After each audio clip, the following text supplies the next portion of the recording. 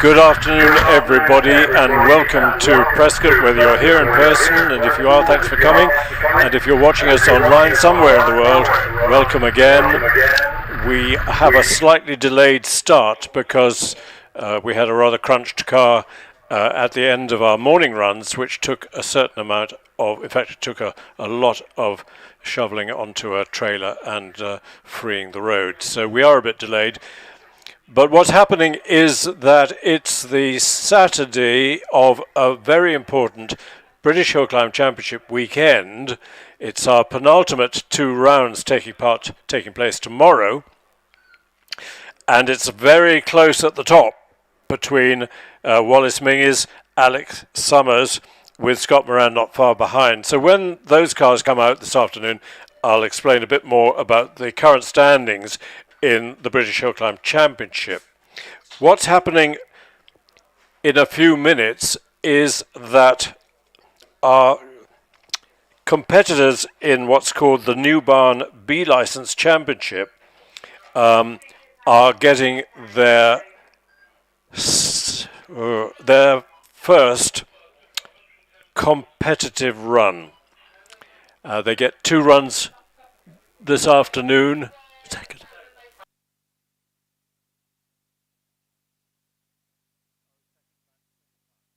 Beg your pardon, they've had their first time competitive runs before lunch, and now they're coming pretty soon. They'll be coming up to the start line for their second competitive runs in their championship. What does B licence mean?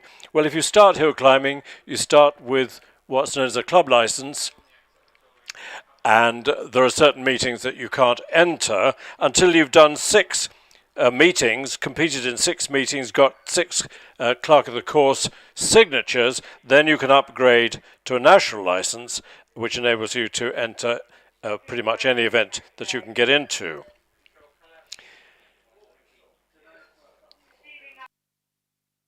So this championship is sponsored by New Barn, who are experts in fettling Land Rovers and Range Rovers in the Cheltenham area, which is Cheltenham's the town just around the corner. So if you're joining us for the first time on live stream, you might be wondering where Prescott is. Well, if you have a look at the map, and we're sort of in the middle and slightly to the left, near the city of Gloucester and the town of Cheltenham. So here comes a picture of the world, and you can see top of the Bristol Channel is Prescott, near Cheltenham, near Gloucester. And there's the map of the Prescott Hill Climb itself, with the start down the bottom right, start of the blue line, up to Orchard Corner, under the bridge. We've got a speed trap under the bridge, a sweeping left-hander at Orchard Corner into the right-hand hairpin called Ettores, named after the famous, of course, Ettore Bugatti, who ran the company from the turn of the century right up to World War II. And then there's a slight downhill out of Ettores and then sweep straight into Pardon hairpin, a steep left-hand bend, tight and quite difficult to get right, and it's very easy to overbrake or lock the wheels on the way into Pardon, and which is why we've got a nice gravel trap on the outside. Then along the top, past a timing beam at Midway, and into the S's, a left, a right, and a left. The final turn out of the S's we call Tom Rolt Corner, after the famous engineer and author Tom Rolt, who found Prescott, the estate, on the market in 1937, advised the Vintage Sports Car Club that it was available. The Vintage Sports Car Club came and had a look and realized it would make a perfect hill climb, but unfortunately they couldn't afford it. So they spoke nicely to their wealthy young friends in the Bugatti Owners Club, and they said, oh yes, we'll buy it. So after Tom Road Corner, a sweeping almost 180-degree semicircle, and then 80 or 100 meters from the semicircle up to the finish. We do have a return road, so we don't see batches of cars coming down the hill as you do both at Shelsley Wash and at Lowton Park. So that's a view of Prescott. It's in the most delightful part of the country called the Cotswold Hills. It's all a bit dry this year. We've had a terrible lack of rain, so the green fields tend to be rather golden. Well, some of them are meant to be golden because they've been harvesting cereal crops. But a nice picture of semicircle. You can see the drop-off on the outside of semicircle, which when you're competing here is a bit daunting. You think, oh, it's going to be like falling off a cliff, but actually it's quite a gentle grass slope, and not many people either hurt themselves or their car if they go off at semicircle. Not that you're encouraged to do so. We've had an eventful morning of people taking their first practice runs and the New Barn people having their first competitive runs, but we've got all our top runners in the British Hill Climb Championship here and all in good order, so you will be seeing them having their second and possibly third practice runs. If we've got time, they're going to be offered a third practice run if they want to take one later on this afternoon. But tomorrow, if you're with us on the live stream first thing in the morning, you will see them having a voluntary practice run so that they can test out the conditions on Sunday, see what it's like. And then we run through the whole entry apart from the New Barn competitors and the Ferrari class. So tomorrow it's all British Hill Climb Championship and Midland Hill Climb Championship entrants who have, if they're lucky, two practice runs and, I beg your pardon, one practice run and two competitive runs. Clark, of course, comes back down the hill having inspected that everything's okay. There was a little bit of barrier damage up at the S's that had to be repaired over lunchtime, but all fine now, and we'll be underway pretty soon.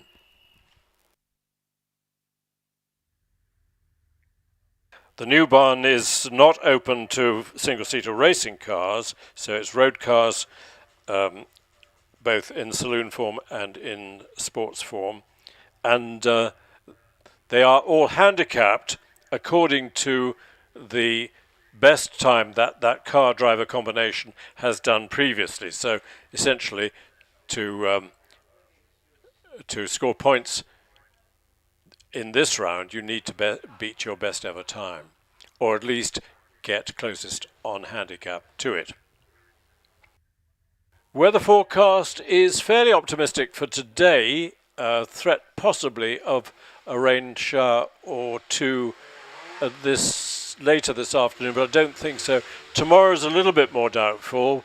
Probably dry in the morning, but possibly light rain in the afternoon, which of course makes the second hill climb runoff even more interesting, because a lot of these cars, a lot of the top running cars in the championship have engines producing over 700 horsepower, which isn't much of an advantage if the track is greasy or wet. So it does even the field a bit to have wet runs tomorrow afternoon. We'll see how it goes. On the line having a practice run is Mark Coley, sharing of course with Andy in this GR55 Cool with a 2.5 litre V6 Cosworth engine. The Cosworth built for the DTM, the Deutsche Tourenwagen Meisterschaft, in other words, German touring cars. That's crazy series that ran for many years, 20 or so years ago. And Cosworth built a lot of engines for that competition. And indeed, Graham White Jr., who won the championship 20 or so years ago, he was propelled by one of these V6 engines. So Mark is out of the S's. He's taking it very gently. I think this morning they had a bit of trouble with the engine, and I've noticed some rather worried faces trying to fettle this engine in the paddock. So maybe Mark's got a problem. But up goes David Garnett in this 2 litre Clio. Super little hot hatch, the Clio. Progressively got bigger engines and got faster, but not huge differences in performance between the early 172 and the later 192. He's out of part and taking the sweep into the S's. Mark Coley's time was a 55.91. Yeah, I thought he was going really slowly. Mark should be in the late 30s, early 40s. Dave Warner follows in a much later Renault Sport. But David Garnett finishes with a 52.66, 52.66.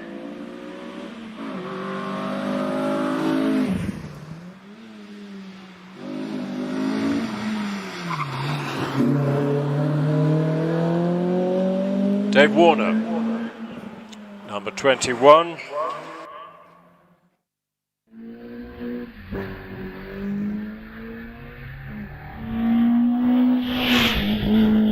And I'm talking nonsense when I'm talking about New Barn, because these are in fact Class A1 of our competitors in the British and Midland HillClimb Championship. So they're having a practice run this afternoon. Dave Garnett's time 52.66. Dave Warner a bit quicker with a 52.38. On the hill now is David Warner,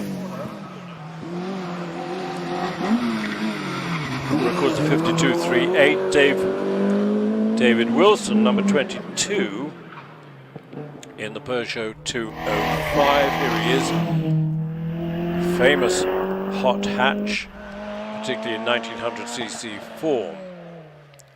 And behind him, James Lovell in, guess what, another Renault Clio. On the line, we've got an MX-5. We've got lots of MX-5s.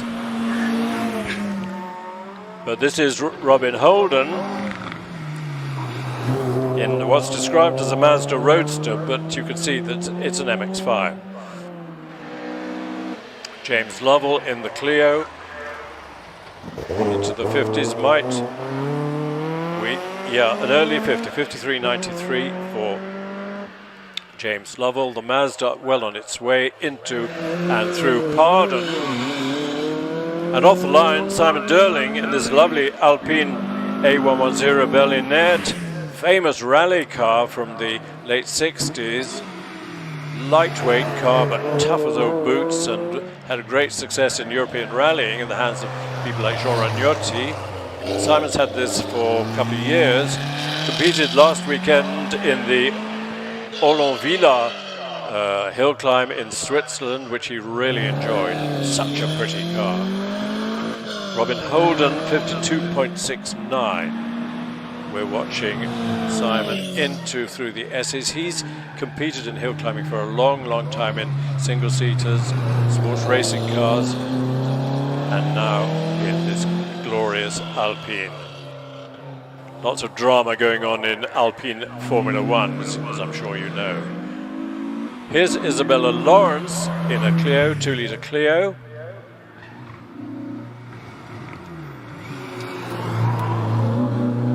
Nice line, straightens up the S's as much as possible and into semicircle, to be followed by an interesting Renault, the Twingo, which I don't think this version of the Twingo was ever marketed in the UK, but I might be completely wrong.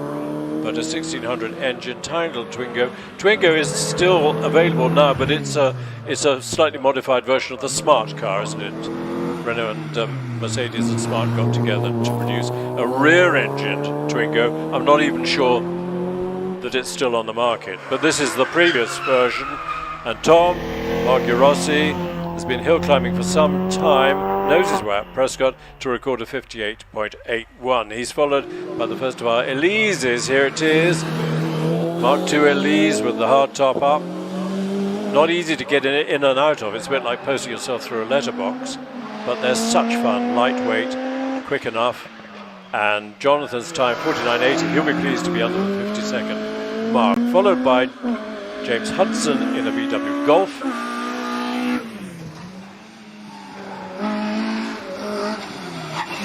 Again, taking lots of decisions about how to take the final left-hander out of the S's. Some people straighten it up as much as possible. Others, like James, take a wide sweeping entry to it. Not much difference, I don't think. 50.35.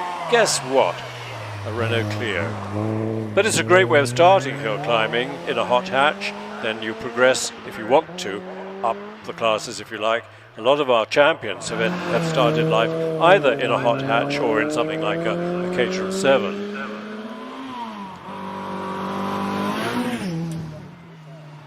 We've got a time for James Hudson of 50.35. James Hudson, of course, in the VW Golf. Now, what can Ian Richards do in this middle of the range Clio 182? He does a 52.01, which is good. Here's Robert Wilson in the Peugeot 205 that we saw earlier in the hands of David Brothers, I think, but I'm not sure. Lots of the value of 205s, the GTI, is going shooting up because quite a few ended up their life backwards in the ditch because they were such fun to drive. Can he get under the 50-second mark? I think he might just squeeze in. Yeah, 49.65. Great. Renault Clio 197 R27, James Kerr is on the start line. What's interesting, they didn't, as so many cars do, get progressively much heavier as new versions were released. I think the current Renault Clio of this era are just about as light as the early 172s.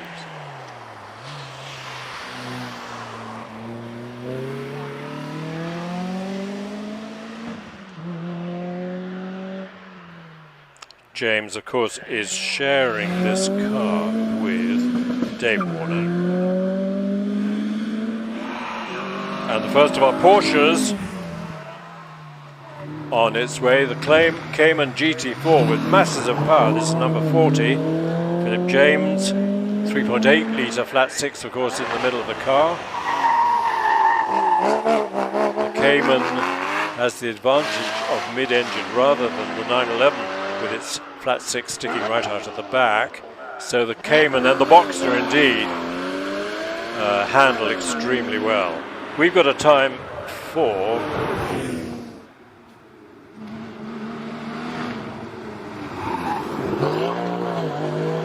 Philip James on his way in the Cayman, then the lovely Alpha 4C of Rodney Isles.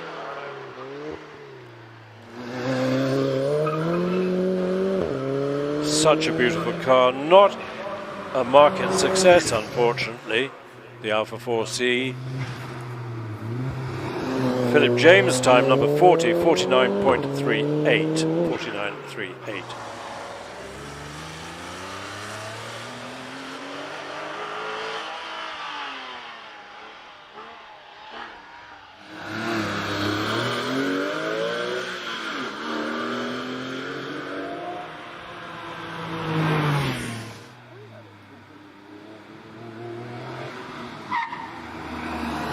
Rodney Isles in the Alpha, 47.26.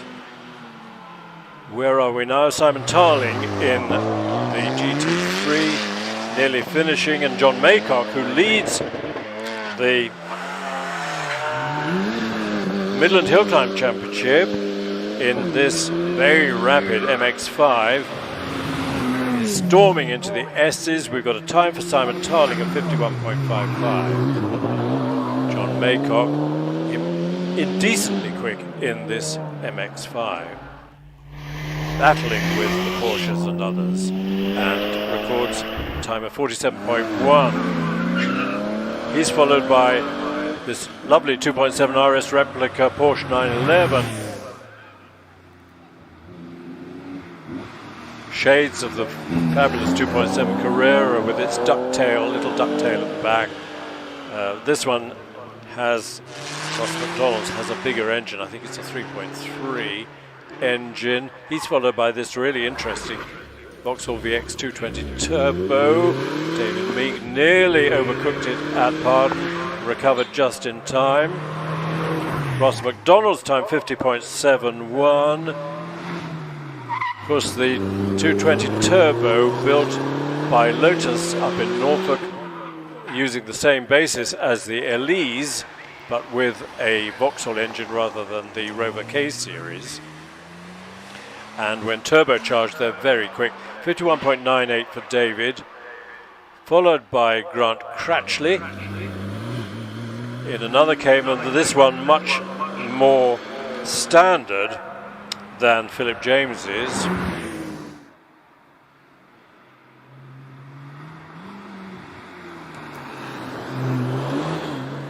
Nice neat line, and followed by this deceptively quick MGB GT of Charles Bolt. Deceptively quick because it's got 3.5 litres of Rover V8 under the bonnet. Grant Cratchley, 57.78.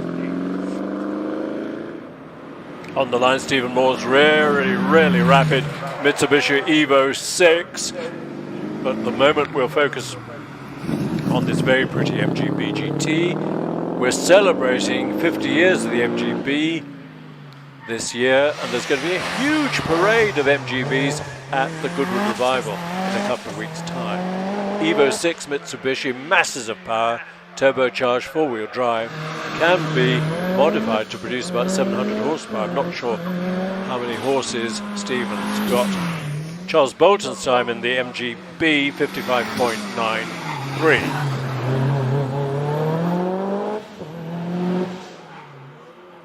Now what can Stephen do? He'll be in the mid-40s, mid to late 40s. It's a 47.53. Another turbocharged Japanese car, the Subaru Impreza WRX, with 2 litres of flat 4 and four-wheel drive. Big advantage off the start line. As you can see, Phil Fisher, if you're looking at the screen, Phil Fisher, 2.4 second start, which is pretty quick. James Dockery in another Subaru, even quicker, 2.32. And on the screen, if you're watching online, you get the speed under the bridge. Phil Fisher, 57.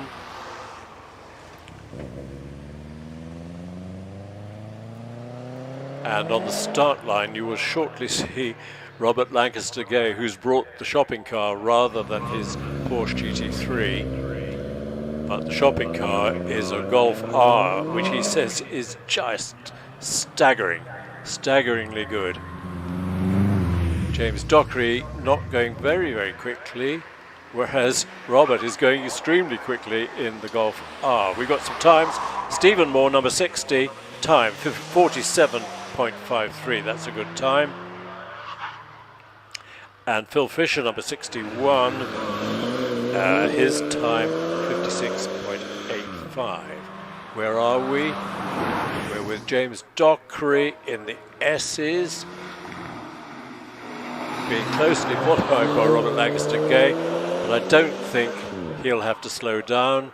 Time for Dockery, 65.87. Time for Robert will be just over 50 seconds, 51.87. Ian Fido, loving this Toyota Yaris GR with its circuit pack, which I think means a roll cage and various other modifications. Interesting, when he stands on the brakes, the yellow flashes go.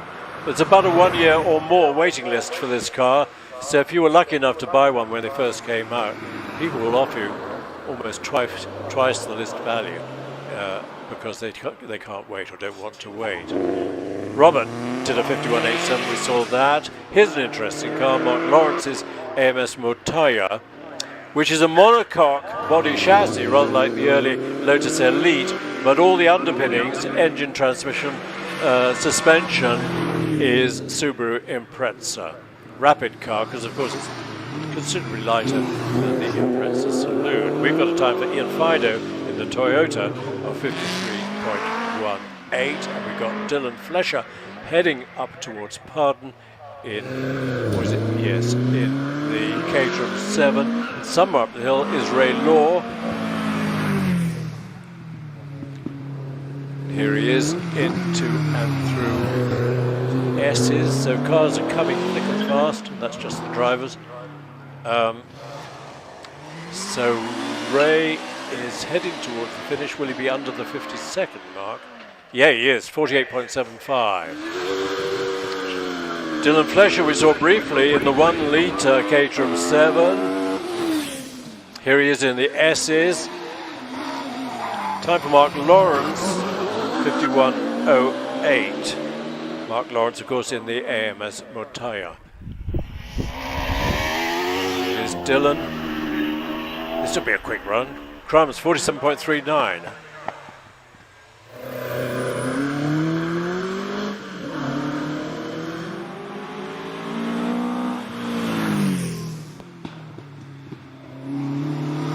Lethbridge takes the wide sweep into Tom Road Corner, heading towards semicircle. Time for Dylan Flesher. Yeah, we saw that, 47.39, really quick. Peter Lethbridge, 51.35. Caterham 7 with a 1690cc engine, followed by Anthony Sherman in the 310R. Not sure what engine it is, 1600cc, but the 310R, very sophisticated suspension, and records a good time, 49.63. He'll be pleased. This is an interesting car. This is the latest version of the Exige with its V6 supercharged Toyota engine in the hands of Robbie Birrell. This is a very rapid car.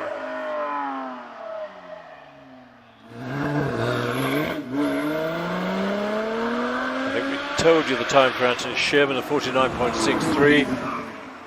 What can Robbie Birrell do? Again, a wide sweep into the left-hander, exiting the S's. Brakes go on for semicircle. It will be well under the 50-second mark. It's 47.75. Steve Garner was always quick in this 2 litre Westfield. I think it has a Vauxhall engine, so it can be producing something like 260 horsepower.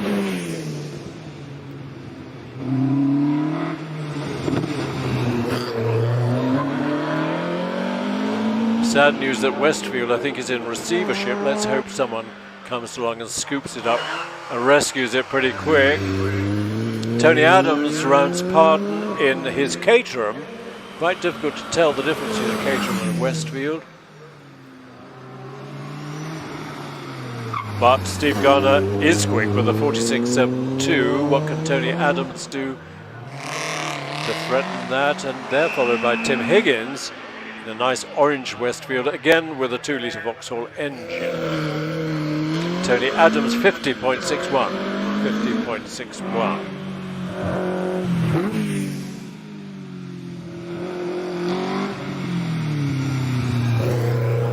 Interesting how many people are taking this wide sweep into the exit, the left-hander out of S's. We'll pick him up rounding semicircle, hugging the inside verge as close as possible, and a 51.42. Red flags are out for a bit of sweeping, as you can see at the exit to Ettores. Some people often find themselves understeering out of Ettores and getting into and spreading a bit of gravel.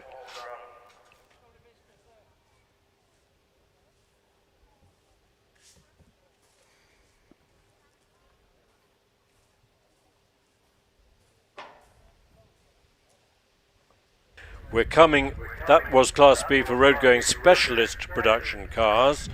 Before that it was Class A3, which is four-wheel drive road-going series production cars, but we're coming to Class C1, modified series production cars up to 1400cc. And our first runner in that is going to be Phil Tucker in the Vauxhall Nova, but not a Vauxhall Nova as we normally see in Tesco's car park. This one, roll cage and serious modifications. It's a quick little hatch. It's a very hot hatch.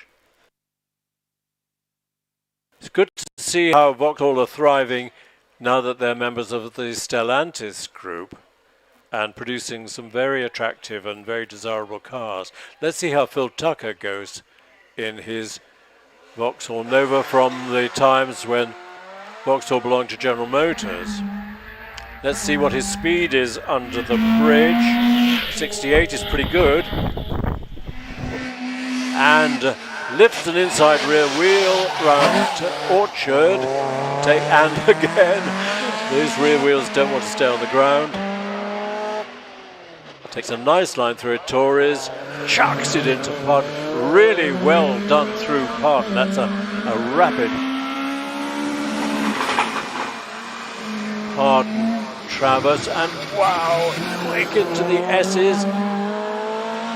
Now this will be mid-40s, I think, or maybe slightly late 40s, 46, 47, 48.42, terrific time. This imp of Eric Murray is extremely rapid. Page 11 of your program gives you the current positions in the Midland Hill Climb Championship.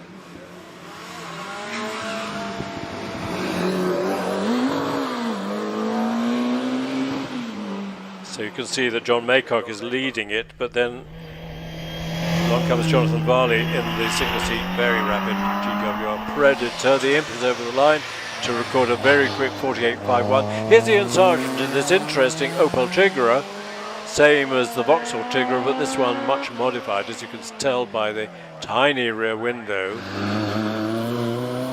Eric Morris' time, I think, did I give you 48.51?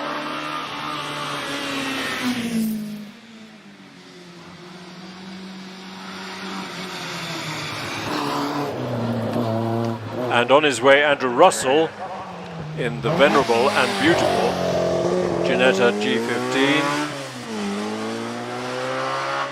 Hillman imp engine, much modified Hillman imp engine, jackknife gearbox, always immaculate, always immaculately driven. And Andrew, I guess, has been competing in this car for about 25 years. He knows his way. Well, I think he could shut his eyes, and the Ginetta knows its own way up Prescott. Time for Ian Sargent, number 83, was a 57.12. But what can Andrew do? Just over the 50-second mark, 51.53. Here's Joy Hoyle, long-time Caterham competitor,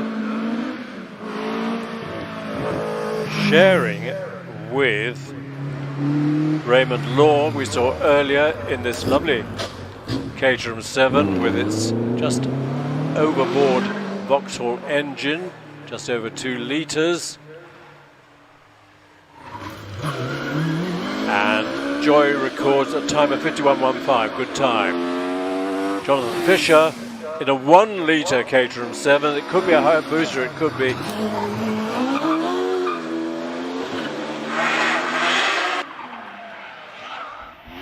Could be a Honda. Oh, he spun it, and well done. Jonathan kept it on the island, but you better stop because the marshals need to tell you what to do. What a shame. He was doing so well. I suspect he will do a 12-point turn.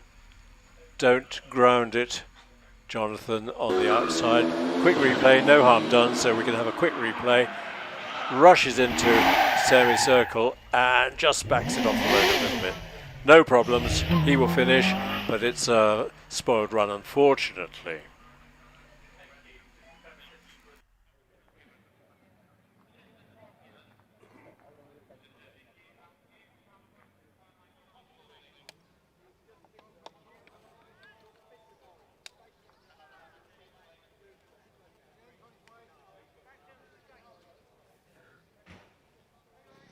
We'd like to take this opportunity to introduce our live stream partner for today's British Hill Climb Championship and Cup meeting, Footman James. BHC Cup main sponsors, Footman James, have been at the heart of the classic vehicle movement for over 35 years and provide specialist classic vehicle insurance cover to owners, collectors, restorers and traders. Their classic car and classic bike insurance policies come with show and events cover as standard. Plus, you can tailor your policy to suit your needs with their flexible FJ Plus options. These options have everything from agreed value to track day cover. To find out more, please visit www.footmanjames.co.uk. Here comes Simon Braithwaite in this rapid Ford Escort RS 1600. Lovely Mark 1 Escort with flared wheel arches, the RS. Such a successful car for Ford, both in the market and in competition. Number plate tells me that this was registered in 1963. There aren't many A plates around. That was the first year of having a letter as well as the 6 other figures. 44 seconds into semicircle. Can he stay under the 50? Not quite. 51.23 for Simon. Now this brilliant Aston Martin Vantage, shared by Tim Painter and Andrew Fraser, shown as 4.7 litres. I think it's actually 4.3. Much lighter. They had an earlier one which was developed for a GT4 circuit car. This one much lighter, still with a paddle shift, and they're steadily developing this car as a hill climb special. Makes a lovely noise as well. 4.3 litre V8, and yeah, Andy will be pleased, under the 50-second mark.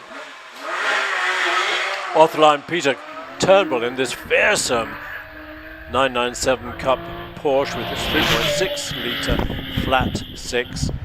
Water cooled, of course. I think I'm right in saying the 997 was water cooled. Early 911s, of course, were air cooled like the VW. Big wing on the back. Now Peter should be in the mid-40s, I would say. What's his line at? S is neat and tidy, not super quick.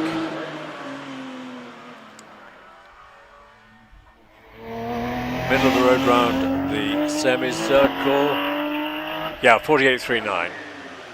This is a lovely Porsche. This is a very early replica of the 2.7 Carrera with its little ducktail at the back, lowered suspension, 3 litre flat 6, lightweight, as light as it can possibly get. Doesn't have flared wheel arches which distinguish the much later Porsches.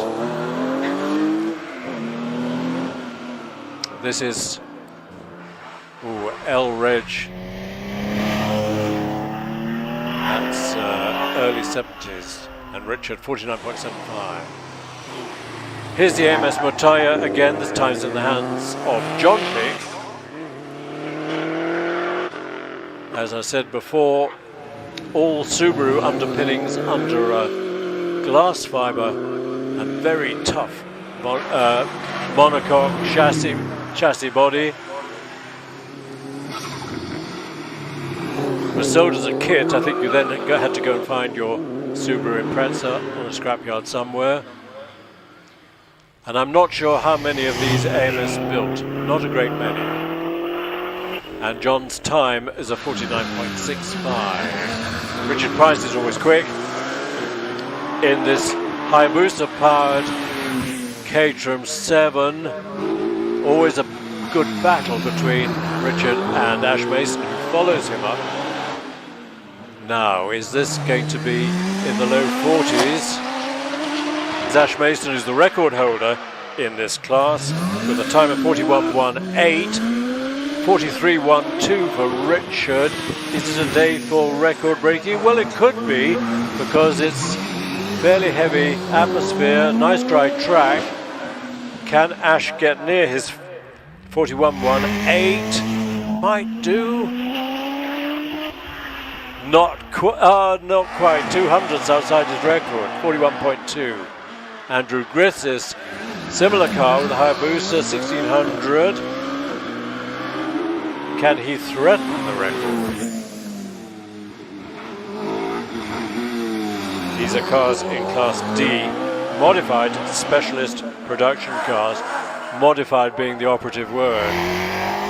Slight understeer for Andrew round semicircle. It's a 42.37. That's a good time though, isn't it? Martin Watts in the rear engine Silver Riot with his 1 litre motorcycle engine. Could be a 1 litre Hayabusa, could be Honda Fireblade.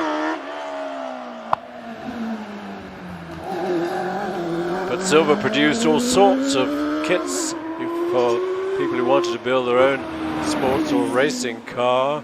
Some rear engined, I think most of them front engined, some of them 4-wheel drive. Let's see what Martin does. It'll be a late 40, I think. 47 or so. 47.74. Another unusual car, the RCM Suzuki in the hands of Mark Puddle. Again rear engined, motorcycle engine sideways behind the driver, with the Suzuki engine. I don't think that's a Hayabusa, I think that's is it a K6? And followed by Anime Furness in this lovely Radical Club Sport 1100cc, Mark 45.76. Anime. Radical have been so successful, both with the number of cars they've sold and the race series, various race series for Radicals all over the world. They've been so popular. And we focus on Bob Penrose in this incredible MP92 Pilbeam with its 7.3 litres of Chevrolet V8. This was a one-off car built for hill climbing along the lines of the MP92 that was built by Pilbeam for the 24 Hours of Le Mans, but they had a space frame. This one's got a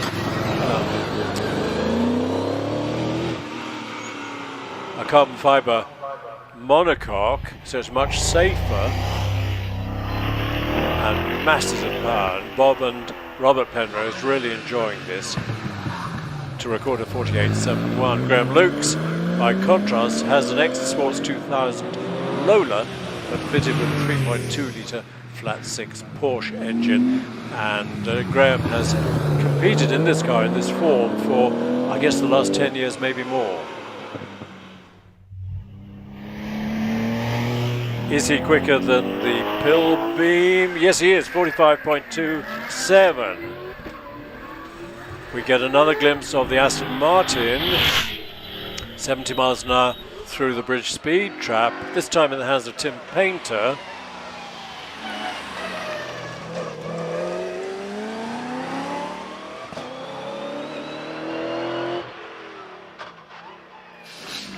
I think Andy Fraser was fractionally under the 50-second mark, if I remember rightly. Both gentlemen of a certain age, but having a lot of fun in this Aston Martin. A lot of fun not only driving it, but developing it as well.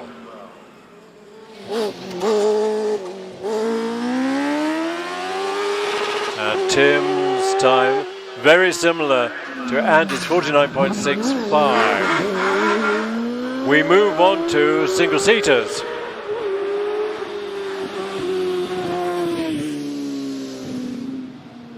With Dennis Bissell, 132, on a class of his own in the racing cars up to 600 cc's with the Nemesis. Used to be quite a lot of circuit racing for 600 cc's. I'm not sure if it's still as strong, but we don't get many 600cc competitors in hill climbing anymore, so Dennis is in a good position of being in a class on his own. At other hill climbs they get lumped in with the 1100s. He's followed by Ben Fisher.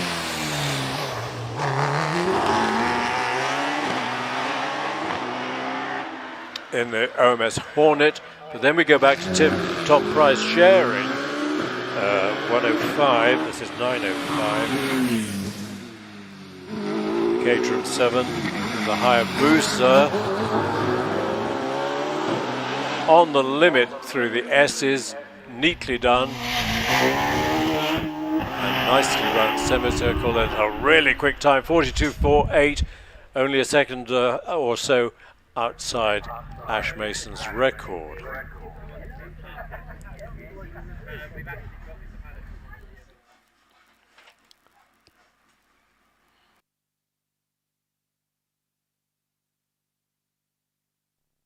Here's Peter Tatham in the family OMS Hornet, sharing with brother David.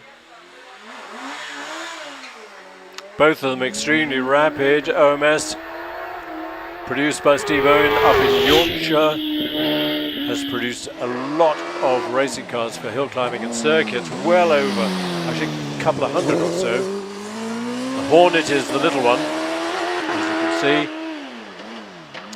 but with a 1 litre, or just over 1 litre bike engine.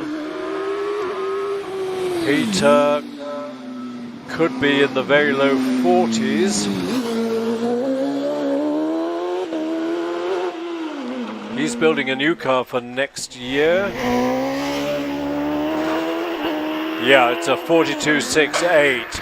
Richard Weaver having his first season in this Empire Evo, together with his son Tom. Tom won the hill climb at Harewood the other day, fastest time of day, which was brilliant. And Richard and Tom really enjoying this. They snapped this car up just by luck. It came on the market. They were slightly fed up with their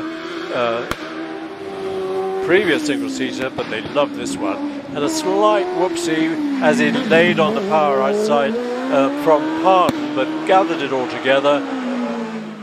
It'll be 43 or so. It's a 43.28, followed by Richard Summers, patron of the Summers family hill climbing dynasty in the DJ Firehawk. That he is sharing, I think, with his daughter-in-law Debbie, who is married to Alex, who's currently running second in the British Hill Climb Championship. Richard suffering a little bit of oversteer out of the S's, but no dramas, hugging the inside at semicircle. 41.12 is a good time. He's followed by Rob Clark in another Empire Evo, this time with a 1 litre Suzuki, I think, engine. Can he match Richard's 41.12? This is Class I. 41.70, not quite. OMS CF04 in the hands of Richard Walker. This is, I think, pretty quick. In the middle of the S is at 33. Might not quite match the 41-second times of Richard and Rob. No, it'll be a 44 or so. 44.36.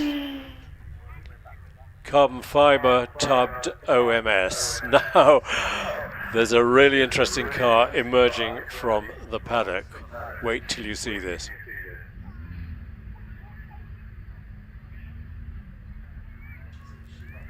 Is it retreating and giving up? It's running slightly out of order.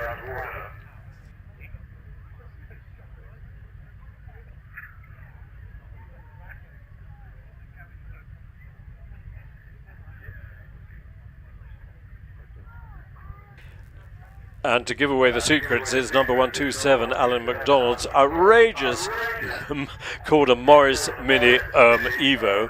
Well, the only Morris Mini bit, I think, is one of the door handles. It's otherwise, underneath the interesting bodywork, is a Mitsubishi Evo with a 2.4 litre, very rapid engine and four-wheel drive. It's immaculate, as you can see. Every one of those wrinkles is deliberately put there for added effect. The headlamps don't work terribly well, but unfortunately he's retreating from the pre-start line. I hope nothing seriously has gone wrong with the Mini.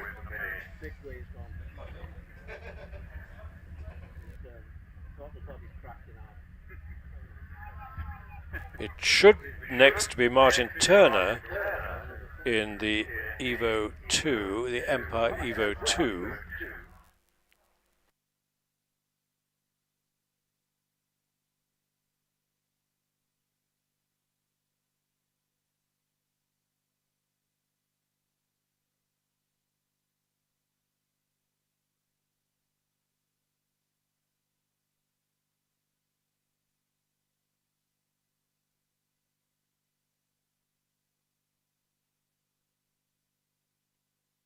Empire run by Bill Chaplin and Ron King. Bill used to be a great champion on a motorcycle sidecar, and builds these very effective Evos. This is Martin Turner.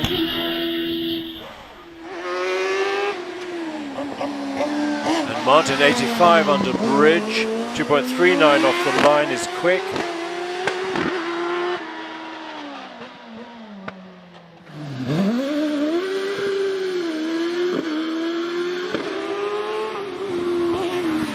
We're still in Class I, racing cars up to 1100cc. All of them, of course, powered by motorcycle engines. What can Martin do? He can do a 43.41. He's followed by Harry Pick in the OMS space frame before OMS went carbon fibre tubs. And Harry is always quick in this very lightweight OMS 3000M.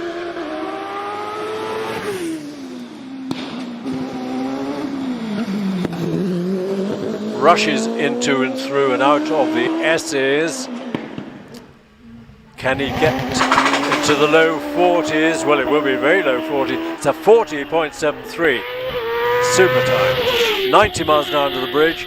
Richard Matossian in the GWR Raptor that was raced for a couple of years by Robert Kenrick with huge effect, has a little BMW 1-litre engine in the back, producing masses of power, well over, I think, 400 horsepower, and Robert holds the record here in this class with a time of 36.97. Richard is getting used to the car, but he hasn't been out very much this year.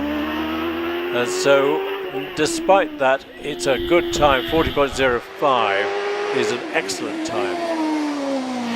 He's followed by Nigel Pitt, another OMS 3000. And Nigel is quick as well. Don't think Robert's record of 36.97 is going to come under threat, but I could well be wrong. Austin is always competitive. He's on the start line at the moment. In the Empire Wraith, we'll see that very shortly. But let's see how Nigel gets on. 41.66. Clive, 87 miles an hour under bridge. Rushes it into Torres. Takes a nice late apex. Incredibly advanced aerodynamics on the Empire Wraith, designed with the help of Willem Toet, aerodynamicist for Sauber and Ferrari and various others. Clive had a bit of engine trouble with this car the year before last, and I think sat out most of last year, but back with a bang. Well, no, I mustn't say that. Back with a 41.1 for Clive. Mark Schlanker, another of these newish but hugely successful little manufacturers of hill climb cars. This is fourth up in the Peak District, and Mark heading for the finish. 42.01. They're all pretty competitive. James Moore in another Empire 00. Really wide entry into the exit from the S's. It's another quick run though, 41.16. 41.16, and here's the Pilgrim again, this time in the hands of son Robert. Really, 730 horsepower takes a lot of getting used to. Bob told me the only time he's been able to use full throttle was up the finishing straight at Cheltenham. But what fun to have a car with a great excess of power. But being a Pilbeam, of course, brilliant handling. 46.75 for Robert. Here is number 149, not in the program. It's Dave Tatham, of course, yes, sharing with brother Peter.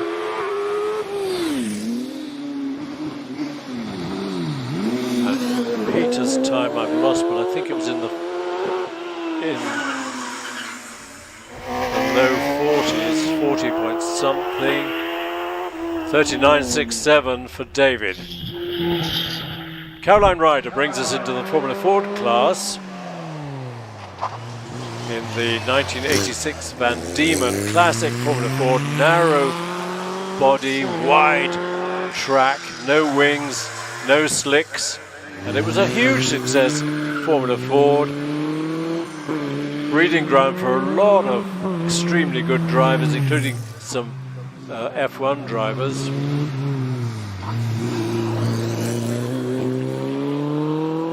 Caroline, mum, of course, of Matthew, who's been such a sensation, sharing the Gould GR59 this year.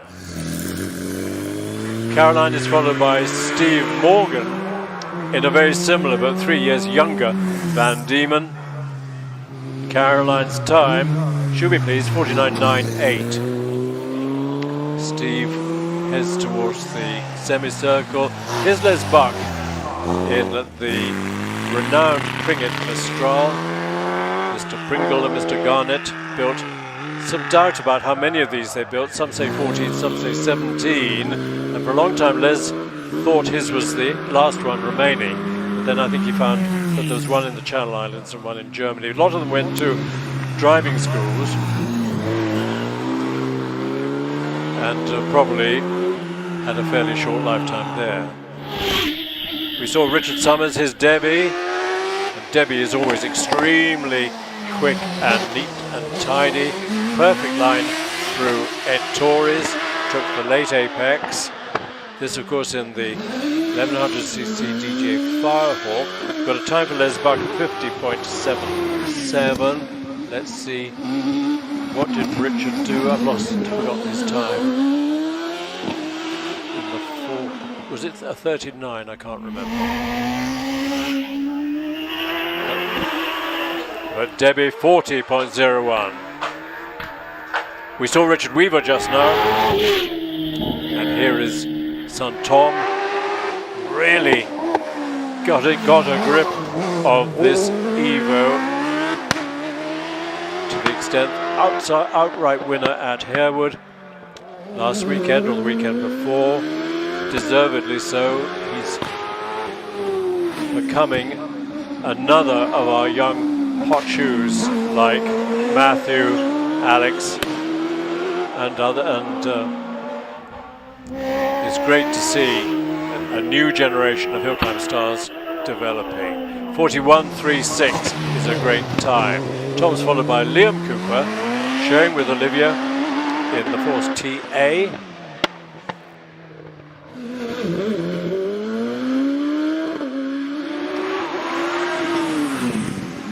Our lady commentator at Chelsea Walsh loves this car because she loves the colour of it. I think she describes it as eau de Nile. Well, when I last saw the River Nile, it was sort of dirty brown. We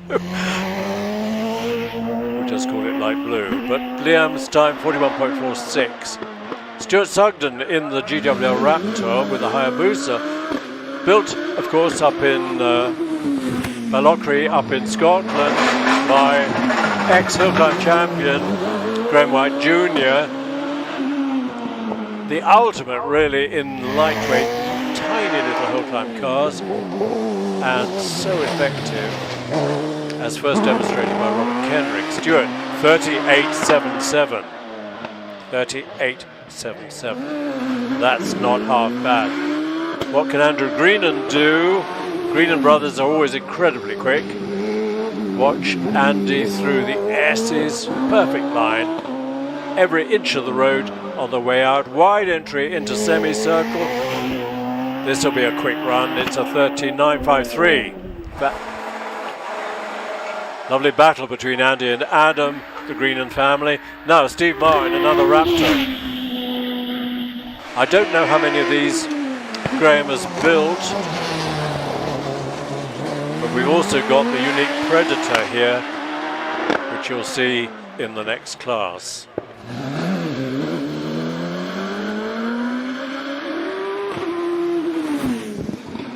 So Stuart Sugden was a 38.77. Steve again, nice line through the S's.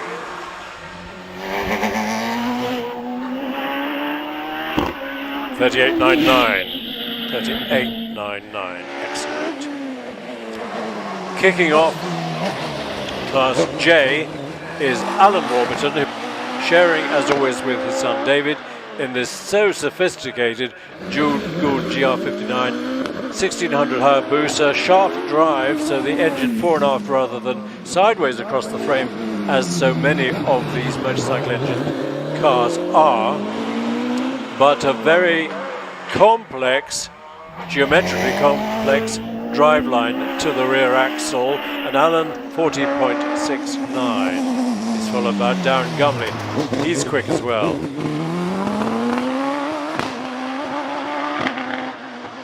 Force TA.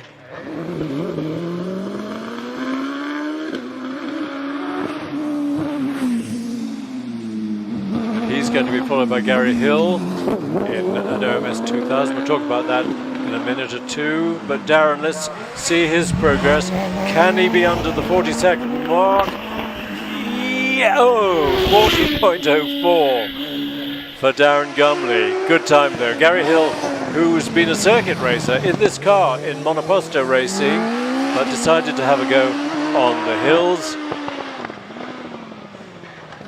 And really enjoying it, really enjoying the completely different atmosphere between hill climbing and circuit racing.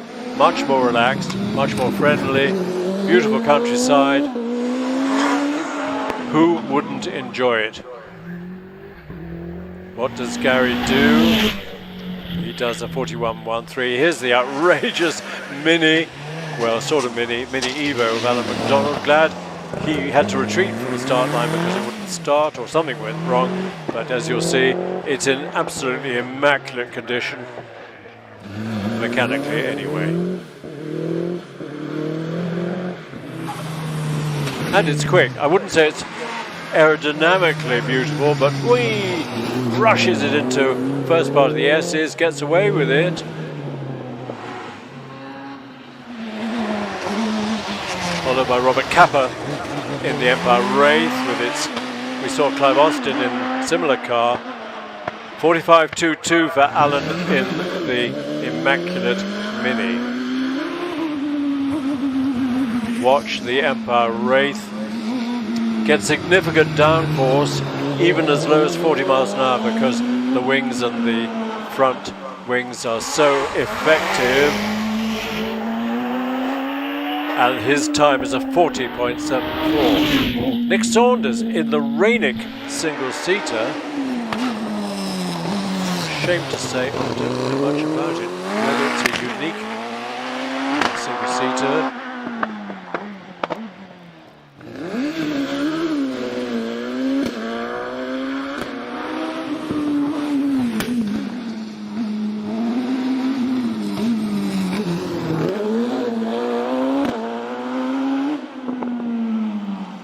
Saunders, where is he? He's at semicircle. I make it my business to find out tomorrow much more about the Rennick, because I'm ashamed to say I don't know a great deal about it, but it's quick, isn't it? 40.78 is a great time. Who are we waiting for? Dunno. We should be waiting for Rob Anscombe in the Empire Evo, with which he's competed this year, having acquired it in the winter time. I think this is Rob coming out of the paddock.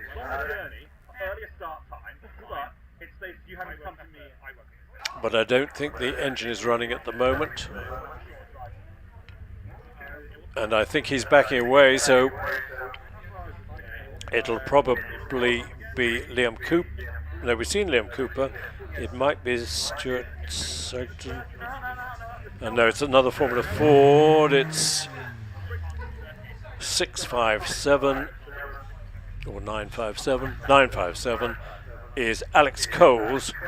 He's sharing with Caroline Ryder in the Van Diemen RF86. They had to run on road tyres, although I think they were very special road going tyres, but they were treaded anyway. They weren't allowed slicks or wings. 68 under the bridge.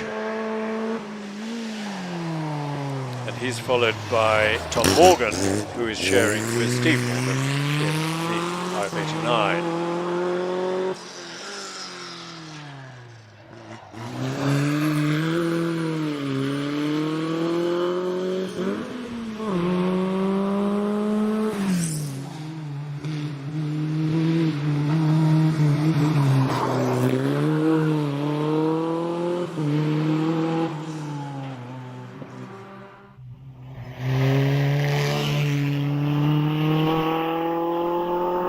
So 48.74 is a good Formula 4 time for Alex Coles.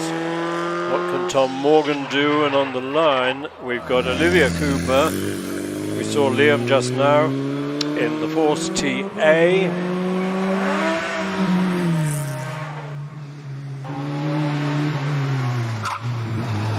Keep an eye on Tom through the S's.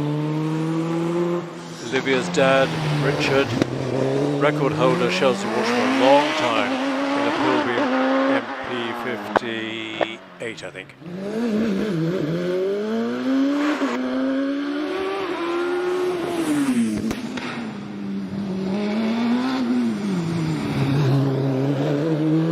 Olivia neat and tidy as always through S's.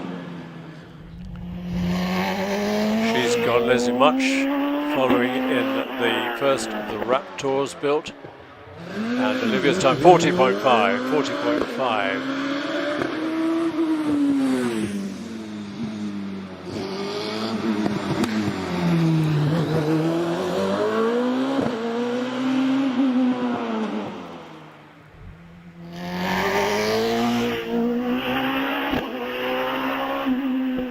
Leslie 40.97. Now, Adam, we saw Andy Greenan just now with I think a 40.04, so Adam will be determined to get below the 40-second mark. Might well do. Evo 3, Hayabusa powered, stiff suspension, monoshock, I think, suspension in front of this Evo 3. Really rapid ground pardon. It's not an easy corner to get right. Perfect line through S's. I think this might be just over the 40-second mark. Yeah, 40.55. So they're closely matched.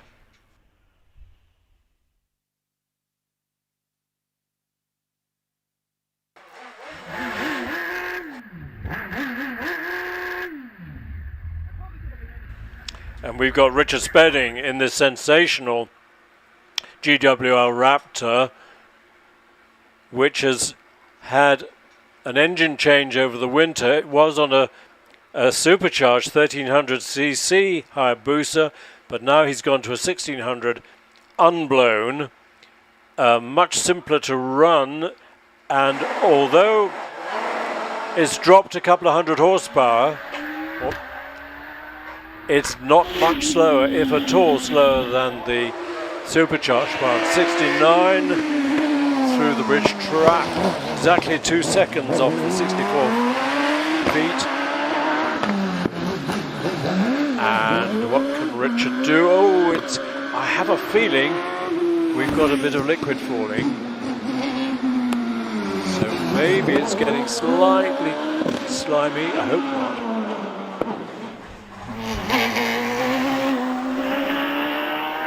Nevertheless, wow, 37.65, not half bad. What can David Warburton do?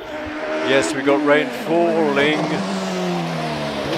Even if it doesn't really damp the track, it's psychologically off-putting to have rain against your visor. No reason yet to fit wet tyres. Really don't need them until you've got puddles on the track. So what can David do? Can he get it under the 42nd mark? He can. 38.55. Tricia Davis on the line. Husband Terry plugs the battery in. He builds the engines.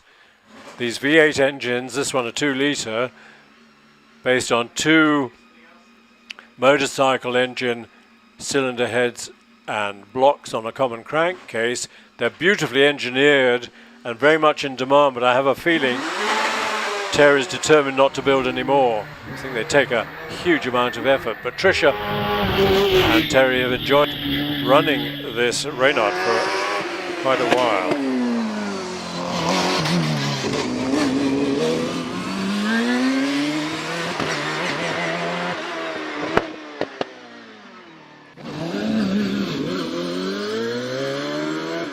Class K, normally aspirated up to 2 litres, page 24 of your programme.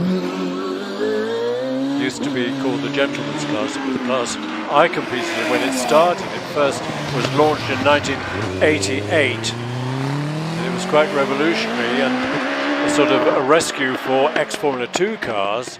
And we had a lot of fun. It was very close competition. Trish has finished with a 43.24.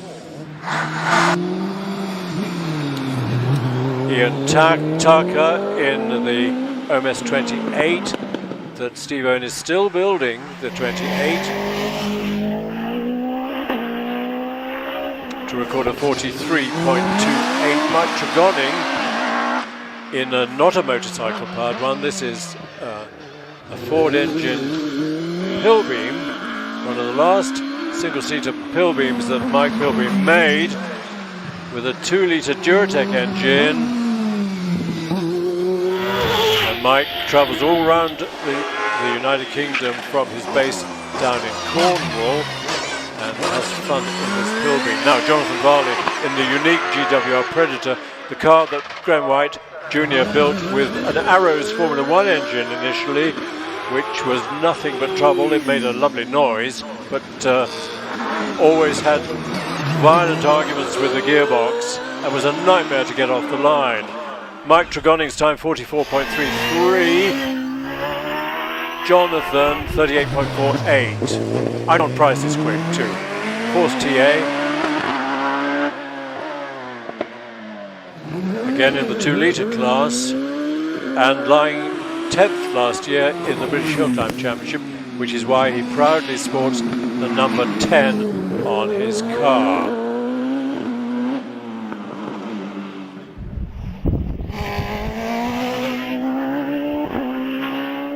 .38.92, good time. Remember, this is practice for British HillClimb and Midlands HillClimb competitors. Einon has not done many rounds of the championship. 1, 2, 3, 4. He's only done 5 rounds, and so he's languishing down in 23rd place. Kelvin Broad, Force TA. Kevin competed in a Lotus for a long time.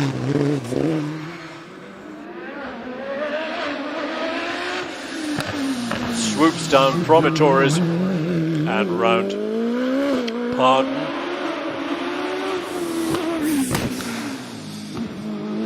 What's the weather doing? I think it was a few drops, but it seems to have stopped. I hope so.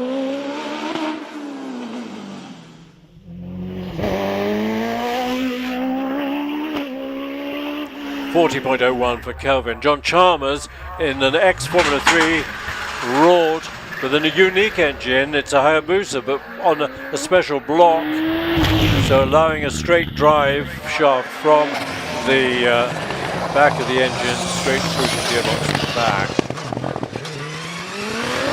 And as you heard by the popping and banging, it's a fairly sophisticated start line. Wheel spin control, locked all 4 wheels on the way into hard. gone, son-in-law of the great Roy Lane. And it'll be just over the 41 second, 41.69. Paul Hames, turbocharged, 1300cc, Gould GR59. He's had a certain amount of engine trouble this year. Misbehaved, oh dear, misbehaved at Cheltenham a couple of weeks ago. Had to lift off, but it's slightly sideways out of Torres. That'll have cost him a tenth or two. But remember, this is practice, so no point in going crazy. Competition tomorrow, 2 competitive runs tomorrow, and 2 runoffs, of course.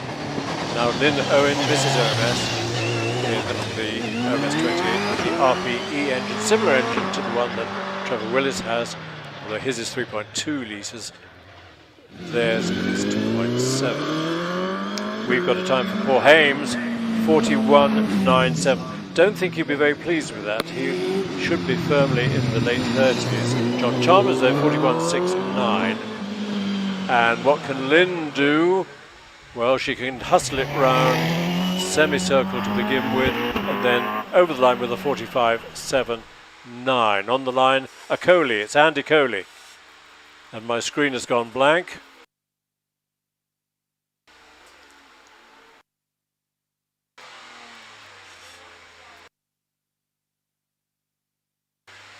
Andy with the V6 Cosworth, of course, 2.4 for the first 64 feet. Speed under the bridge, good one, 93 under the bridge.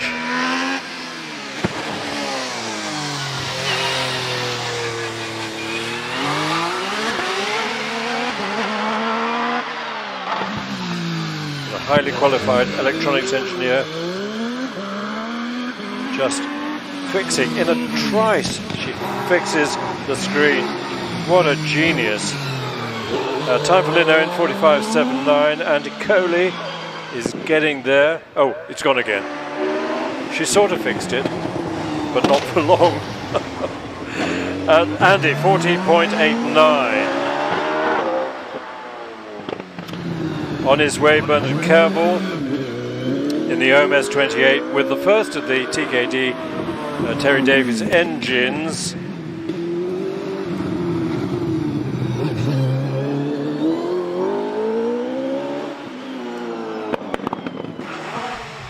Keep an eye on Bernard's time. Mid-40s probably, 42.33. He'll be quite happy with that. Sandra Tomlin, who's been hill climbing this car since I think 2013 with its 4-litre Judd engine in the back of the Pilbeam MP57. No, I'll tell you in a second.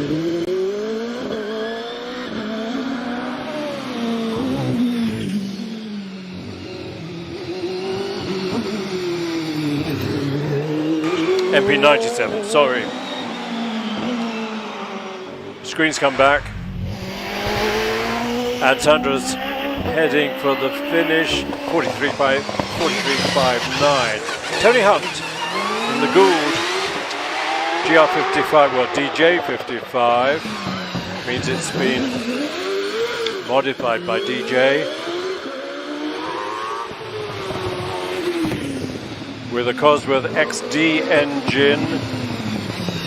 These engines came back from the States when they were no longer eligible for Indy racing, and Cosworth struggled to find buyers for them, but Tony has got one and records a 42.6. Now Graham Wynn, sharing with multi-champion Scott Moran.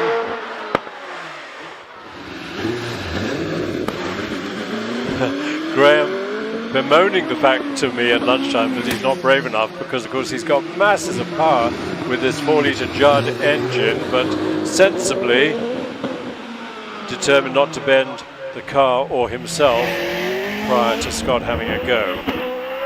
On 39.27 is not shabby at all, though, for Graham. Matthew Ryder, our new star this year, won a couple of British Hill Climb runoffs, including the only runoff last time the championship went to Charles Lee Walsh. 2.13 off the line, 102 through bridge.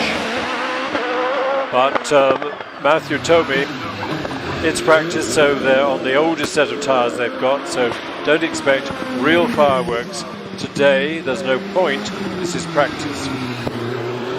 But you can tell this is a star in the making. Absolutely perfect lines.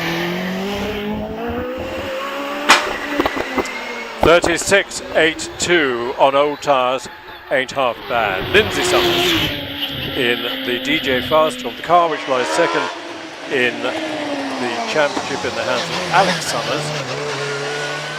Lindsay has a very responsible job of running the car before Alex gets into it, so warming it nicely, give him a report on how it's handling, then Alex will jump in. His go.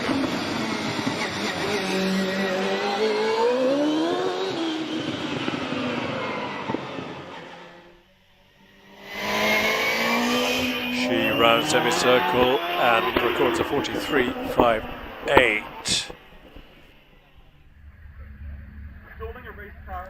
Jack Cottrell came to the line, but it sounded to me as if he's got transmission problems. Although the engine stopped, it sounded as if he had no drive. So whether a drive shaft has gone or... No, it started. Let's make sure that you can clonk it into first gear and go. Yeah, fine. That's great. This is such an interesting car.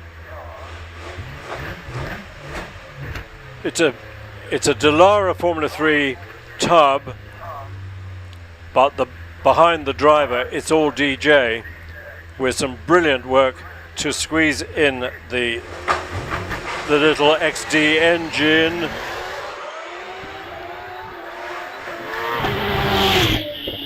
And Jack is again one of our new young stars, rapidly getting to grips with this car, going faster and faster. In Indy trim, these engines, in qualifying at Indianapolis, would be producing 1,000 horsepower, running on methanol and turbocharged, but naturally aspirated, and on petrol, they lose 300 or 400 horsepower. They've still got 600 or 700, which for most of us would be enough. Oh, something.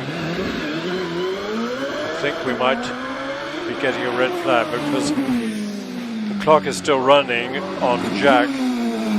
So either we got a timing problem, because no one has put a red flag out for Dave Uren, who follows, and Jack's out of the way, but the timing here has produced a glitch, I'm afraid. So I think both David Uren and Jack Cottrell and probably Terry Davis will have to come back.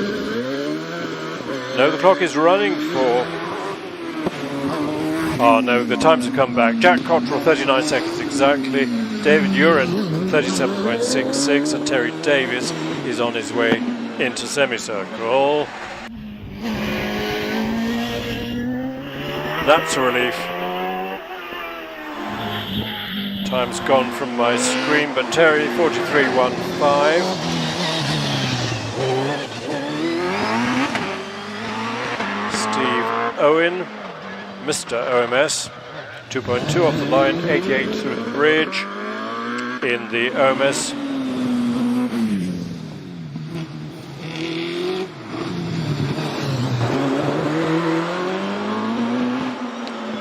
This car with the RPE engine produces a time of 40.3, and his 3 times champion,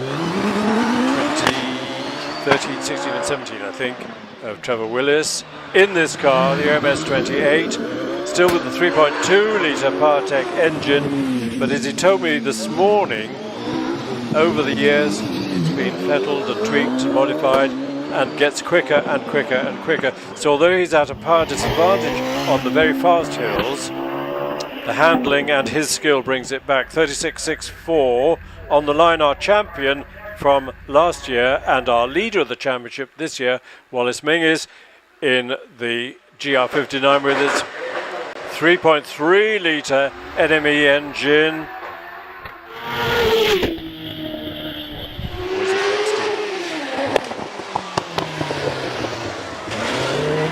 But masses of power, and Wallace is such a neat, I was going to say calm driver, because there are no histrionics. Every run is very similar to the previous one. He's immaculate off the line, 1.96 off the line for Wallace, and that's why he's leading the championship. This will be in the 35s, I think, but again, remember, old tyres, 35.26. Let's hope that at least one of our runoffs tomorrow is dry to give these guys a real chance to spread their wings, but to give their cars real welly. Mark Coley in the V6 GR55.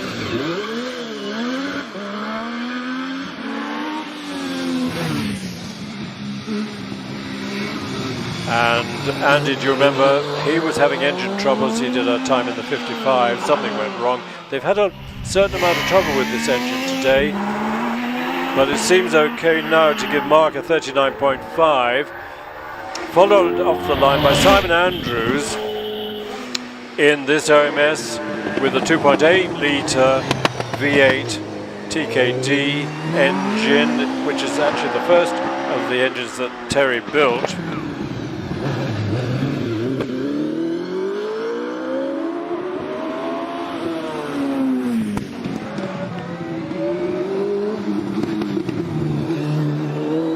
Simon, no dramas at Pardon or the S's.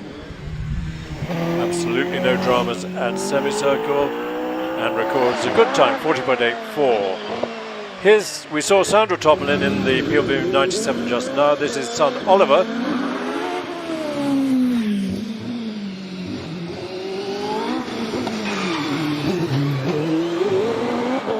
Who often competes in the car built by his granddad, fearsome Chapman Mercury 3. Which is, you drive it on the throttle, or you steer it on the throttle, and Oliver produces a 39.87 to be followed by Terry Graves, who's sharing this DJ with Tony Hunt with its Cosworth XD engine.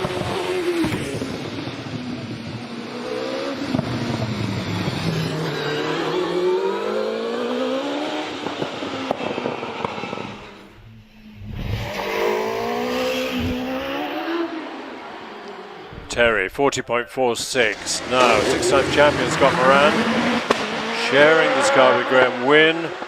It's taken a lot of development time to get these handling right, but certainly when we saw them at the previous round, they were much happier with how it's handling. Scott in the 35s probably, 35.97. Alex Summers could win the championship tomorrow, but that close.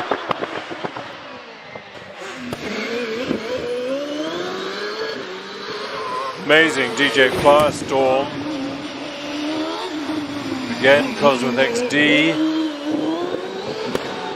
Slight power oversteer out of S's. It's got masses of power, and it's a 36.1. Sean Gould, who was record holder here in this amazing GR59 with its 4-litre Cosworth engine. David and Sean Gould have revolutionised this amazing GR59 with big engines, 4-litre engines down to, well, 1300cc, and they're all in their class brilliantly effective. It's a one-piece monocoque from front to back with the only entrance is for the driver. To get to the engine and gearbox, and you have to go underneath. 37.47 for Sean. So it brings us to our classic cars, kicked off by this lovely Brabham BT35 in the hands of Chris Bentley Jones.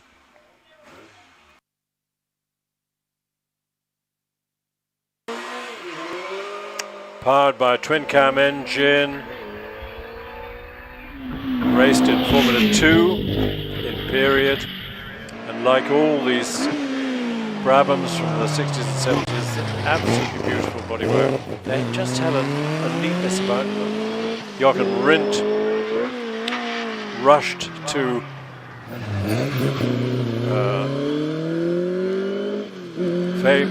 fame at Crystal Palace in an earlier one, a BT18, when he beat Graham Hill and other leading F1 drivers in his little BT18 in the Formula 2 race. Bentley Jones followed by Jeremy Rivers Fletcher, whose dad did so much to promote hill climbing. He was sort of youth member of the Bentley team at Brooklands, great author and publicist, and Jeremy in his self-built Triumph Special, which I accused this morning of being an MG Special, and got my head almost bitten off by Jeremy, but it's all Triumph bits, modified GT6 chassis, TR6 straight 6 engine on SU carburetors to give him a 53.99. Andy Tippett in this unique Brabham BT30X built for Formula 1. Unsuccessful. It was built for that era when they had wings on the ends of long sticks and they were a disaster. But then raced by Mike McDougall in with a 2.5 litre Climax engine. But Andy, I think Mike realised that it's much cheaper to have a V8 Buick engine in the back, which is what it's got, and Andy records a 46.54. He's followed by Martin Jones in a nice BT21 again, absolutely immaculate, and a 47.51. Here's Richard Brown, father of Olivia Cooper, record holder at Shelsley, has raced at HillClimb just about everything you can imagine, but now really enjoying the Mallock.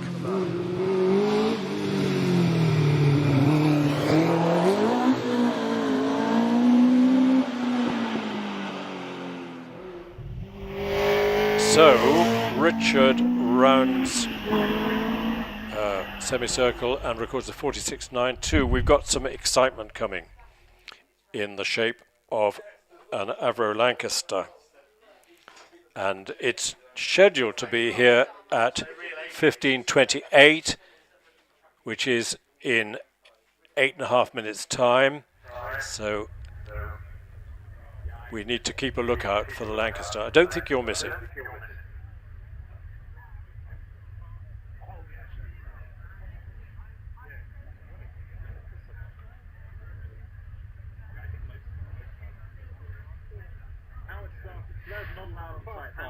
How it's going. Flares on red flag, flares on front.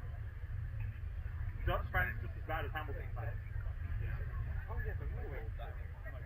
Before the Lancaster comes, let me tell you things about the Lancaster that you might possibly not know.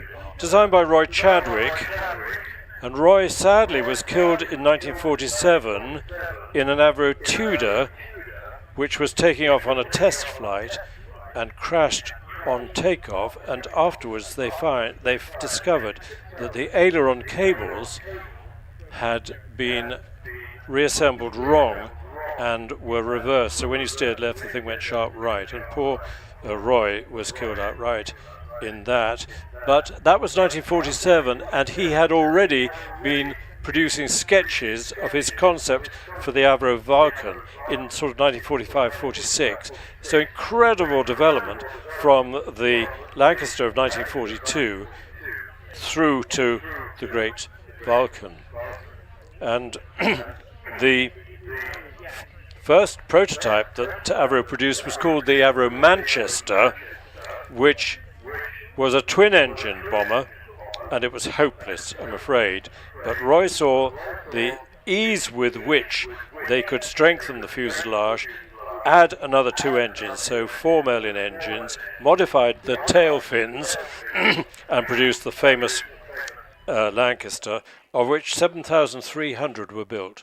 Can you believe that? 7,300. And of those, 300 were prototypes, the Lancaster Mark II, the B2, which didn't have Merlin engines. It had Bristol radial engines, the Mercury 6 and the Mercury 16. But in the end, they decided they didn't need Mercury engines as a backup in case of the shortage of Merlins, because Packard in the States were building the Merlin under license. The great thing about the Merlin, about the Lancaster, it looks a big lumbering bomber, but actually it was very agile, and it could outfly the fighter aircraft of the Luftwaffe that were sent after it. So in terms of turning and diving and climbing, it was amazingly agile. And if you were caught in the searchlights from the ground, the trick was to dive the Lancaster straight at the searchlight, and then, as long as you pulled out okay, you tended to go back into darkness. The only negative of the Lancaster from a handling point of view was that when it was in a dive, the faster it went, the steeper it tended to dive. So you had to keep pulling like crazy to stop it diving into the ground. Lancaster had a crew of 7, maximum speed of 282 miles an hour. They would cruise at 200, but it had a service ceiling of 21,400 feet. That's a long way up. That's almost the top of Everest. And you can imagine how cold it was. I think there was a little bit of hot air into the cockpit, but none else. And one poor flight engineer managed to stick his index finger to the perspex window and couldn't remove it. So I hate to tell you this, but he had to amputate the top of his index finger to be able to release it. I suppose it was left there as a souvenir, knowing the RAF.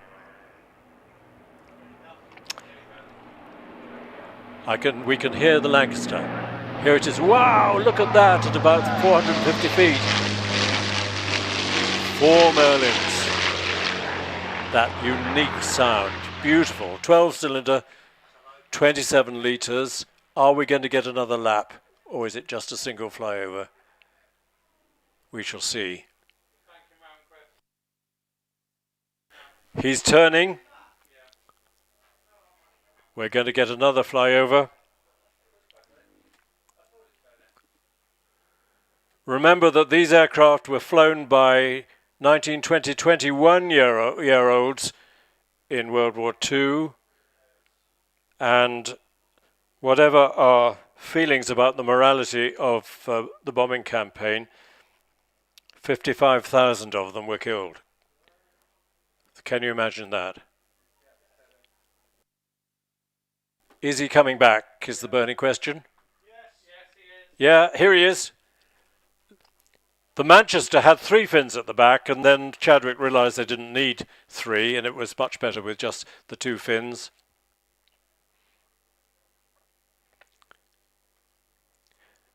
And you'll remember the raid that sank the Tirpitz, which was the giant German battleship which was nestling in a fjord in North Norway. What not many people know now, what not many people knew at the time, was that they attacked from the east by going over Sweden, and it's not known whether they'd asked the permission from the Swedes. I have a horrible feeling they didn't, and that's why they were caught by surprise. And the legend is that one of the radio operators, either radio or radar, knew that the Lancasters were coming, but didn't say anything because he was violently anti-Nazi and felt that his moral duty was to keep quiet about the Lancasters coming, which is quite a story. But thanks so much to the Battle of Britain Memorial Flight for this wonderful opportunity to see and hear the Lancaster. Fantastic. And thank you guys, thank you clerks of the course for stopping the action on the track.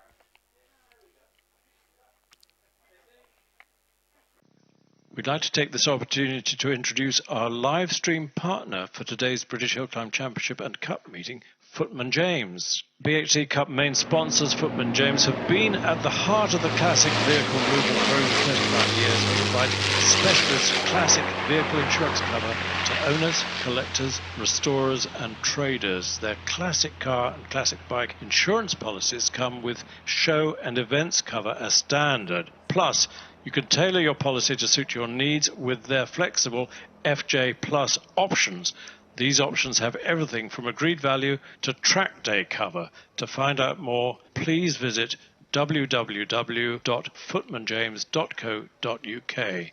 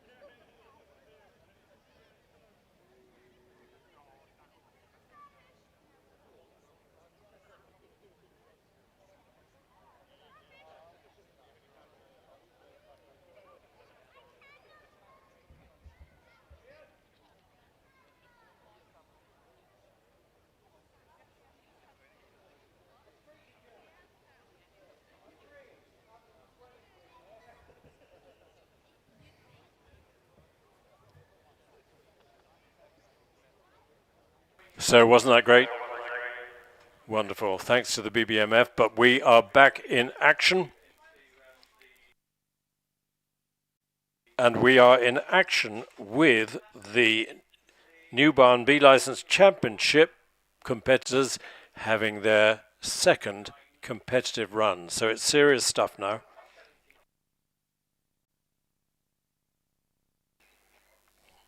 And we kick off with Peter Hawkey in the Renault Clio RS200.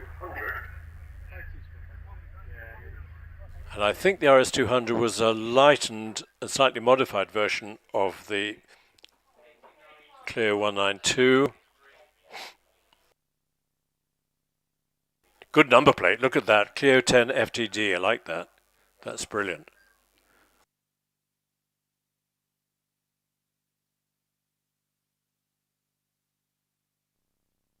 He's sharing with Maggie Richards and leaves the line to record a 64-foot time of 3.13. That's okay. He'll be 60 miles an hour under the bridge, possibly. 56, nearly.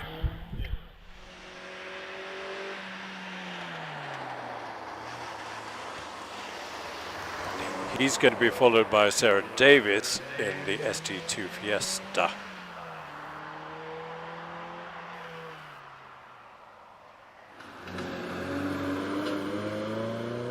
So Peter rounding pardon, Sarah takes off.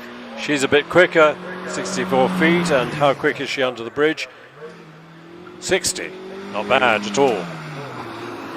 Now then, Peter in the S's and Sarah on her way up to Torres. No problems there. Dives down and then swoops it up to Pardon. On the line, who've we got? Looks like Z4Z, but actually it's 242, which is David Keeling. Looked like a military vehicle of the Russian army for a minute with all its Zs. Time for Peter, 57.7. Sarah will be a bit quicker, I think. 56.47 over the line. Here's David Keeling in the Westfield. 2-litre Vauxhall, I think, engine. Classic Westfield roll cage. Like the Forth Road Bridge. No, it's more like the Forth Rail Bridge, isn't it? In that colour.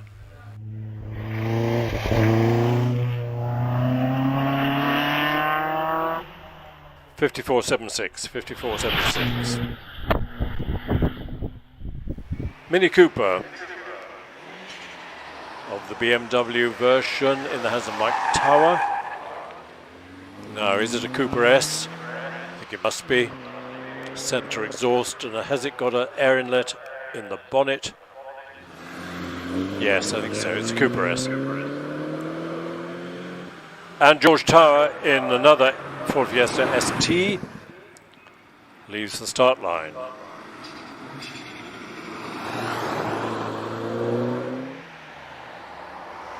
So Mike heads for the finishing line and records a time of 56.56. George Tower rounding pardon in the Fiesta. Sam Wilamowski takes off in the BMW 318i. Martin Rawson arrives at the start line in this nice little Toyota MR2. There was an article in Autocar magazine 2 or 3 weeks ago saying the MR2 much better buy, second-hand buy, than the Mazda MX-5. Well, I think a lot of our MX-5 owners will argue about that, but the MR2 is certainly a neat and fun little two-seater sports car. And peanuts, well, relative peanuts on the second-hand car market.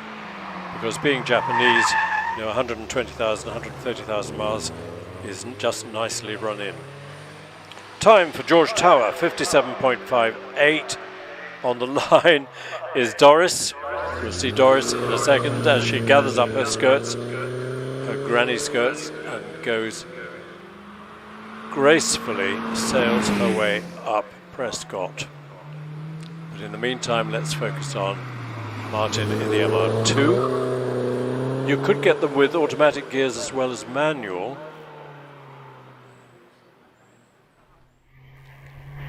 But they were well built and they had good weatherproofing, hood worked well, and 58.62 for Martin. Here's Doris.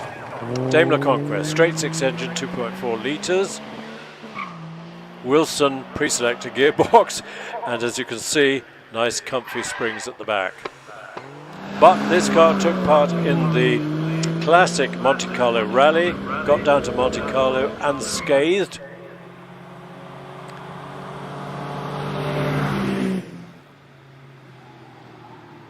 And my co-commentator at Vintage Prescott, Guy Loveridge, I think he was in the crew with Peter Baker down to Monte Carlo rally and probably wrote a nice amusing article about it. Now then, we've got a time for Martin Rawson in the MR2, 58.62. We'll soon get a time for Doris, 72.73. And here's Peter Cooper in the Rover 25 BRM with another nice number plate and the nice orange nose cone reminding us of those beautiful little 1.5 litre V8 BRMs with which BRM won the World Championship. Malcolm Evans is in the programme as running a Renault Clio, but he's seen the light and managed to get hold of a little Toyota Yaris GRD, which are proving to be incredibly popular. And I think you can have any colour you like as long as you like white, although I think other colours are available for a bit extra. Here's MX-5 in the hands of Richard Morris.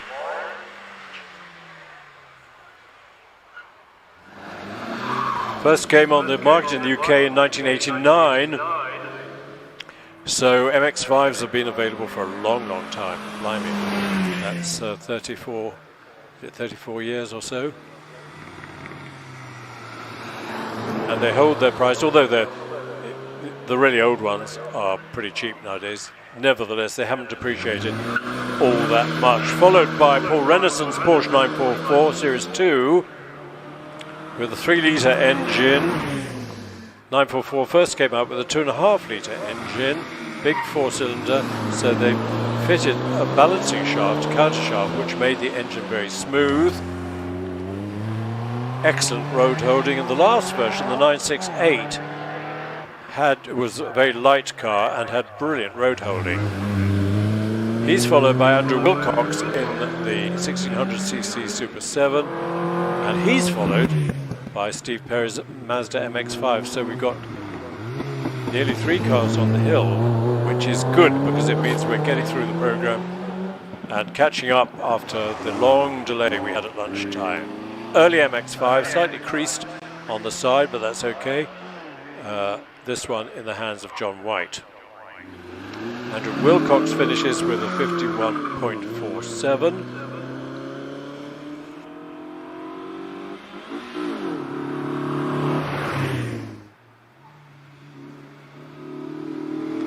What can Steve Perry do? Well, he can do a nice neat line through the S's using all the road on the way out. Gets it over to the left-hand side of the road to get a nice wide entry into semicircle, and it's a 59.59. Here's the hardtop MX-5 from John White. Not sure if that's a removable hardtop or a fixed one, but it does add weight and it lifts the centre of gravity a bit, but nevertheless it makes it a nice, comfortable, all-year-round car.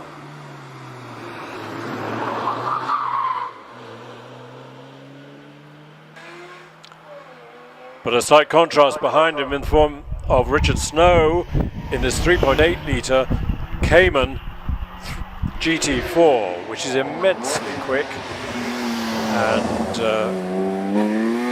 uses a lot of GT3 911 parts. Look at the way the flashes go when he stands on the brakes.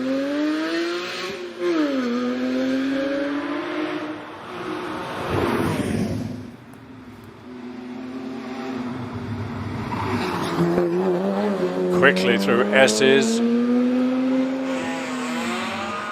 Will he be under the 50-second mark? I think he might just. Yeah, 48.71. Good run by Richard. David Rose in the well-known Elan from 1963. Hardtop, fixed hardtop. Elan with its very clever backbone chassis. Very simple.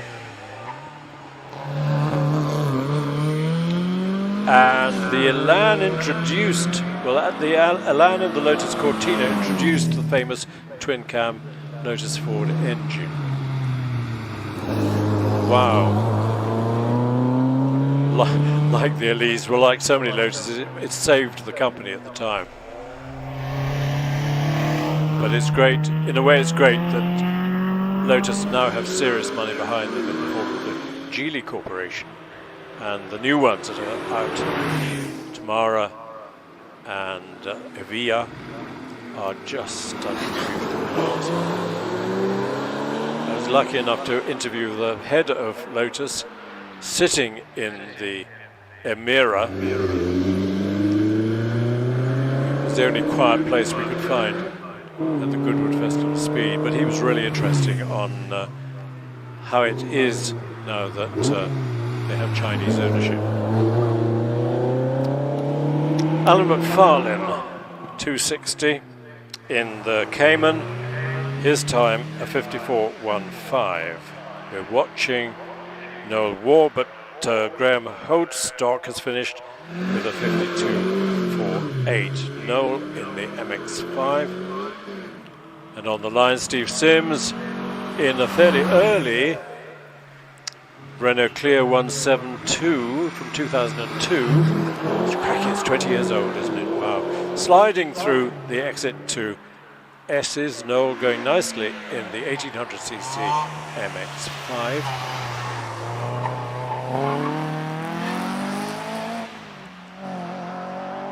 Steve Sims will be followed by Ben Wilimowski in the black, or is it dark, very dark grey version of the BMW 318S.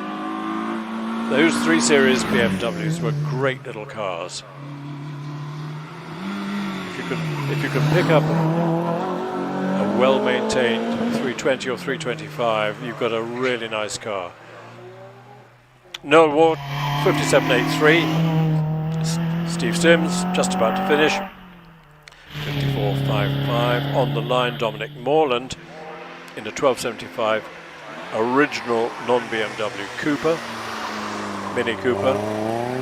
Legend is that John and Charles Cooper earned £1 royalty for each Mini Cooper built, which I suppose in whenever it was, 1961 or 2, was quite a good return. Ben's got the BMW smoking, whether that was wheel spin out of pardon or oil out of the exhaust pipe, I don't know, but he's going fine. Steve Sims, number 264, 54.55. BMW, 56.87. Here's the little Mini. Alec Isagon is so clever to design this tiny car, but with room enough for adults, room enough for quite a lot of luggage because the boot lid folded down and was quite strong, so you could actually have your luggage sticking out the back. All sorts of pockets for picnic baskets and things. Brilliant design. And really created a revolution in European small cars with its sideways engine and front-wheel drive. And of course BMW were careful when they introduced their version of the Mini to really have a close identification with the original body shape. Time for Dominic Morland, 65.35. Ken Williamson in his Mini Cooper S in a very nice British Racing green. He's followed by Maggie Richards in the Renault Clio RS200. There it is. We saw it as the first car up the hill in the hands of Peter Hawkey. And on the line we've got Colin Davis sharing the Fiesta ST2.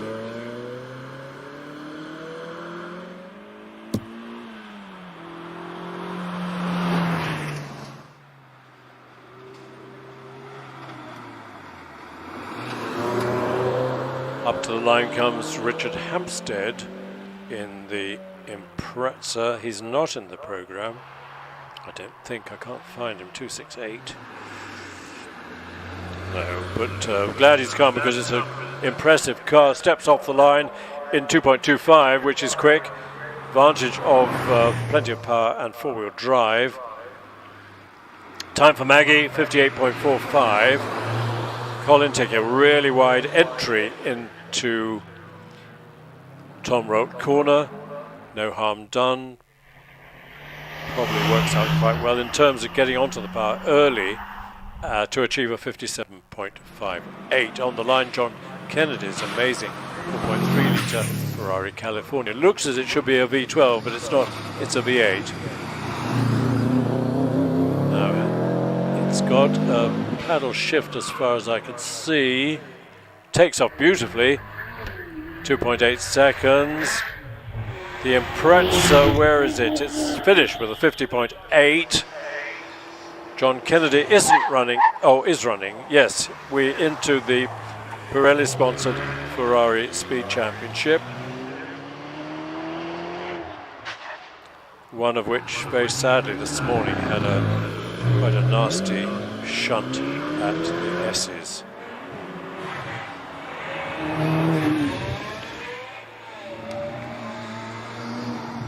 As you can tell, it's very much a touring Ferrari, relatively soft suspension, but a great cruiser. Cruise down to the south of France, only getting stopped by the cops for speeding 3 times per week. Richard Priest in the 360 Modena. Now the engine 3.5 litre V8, of course, 5 valves per cylinder. 3 to let the stuff in, 2 to push it out again.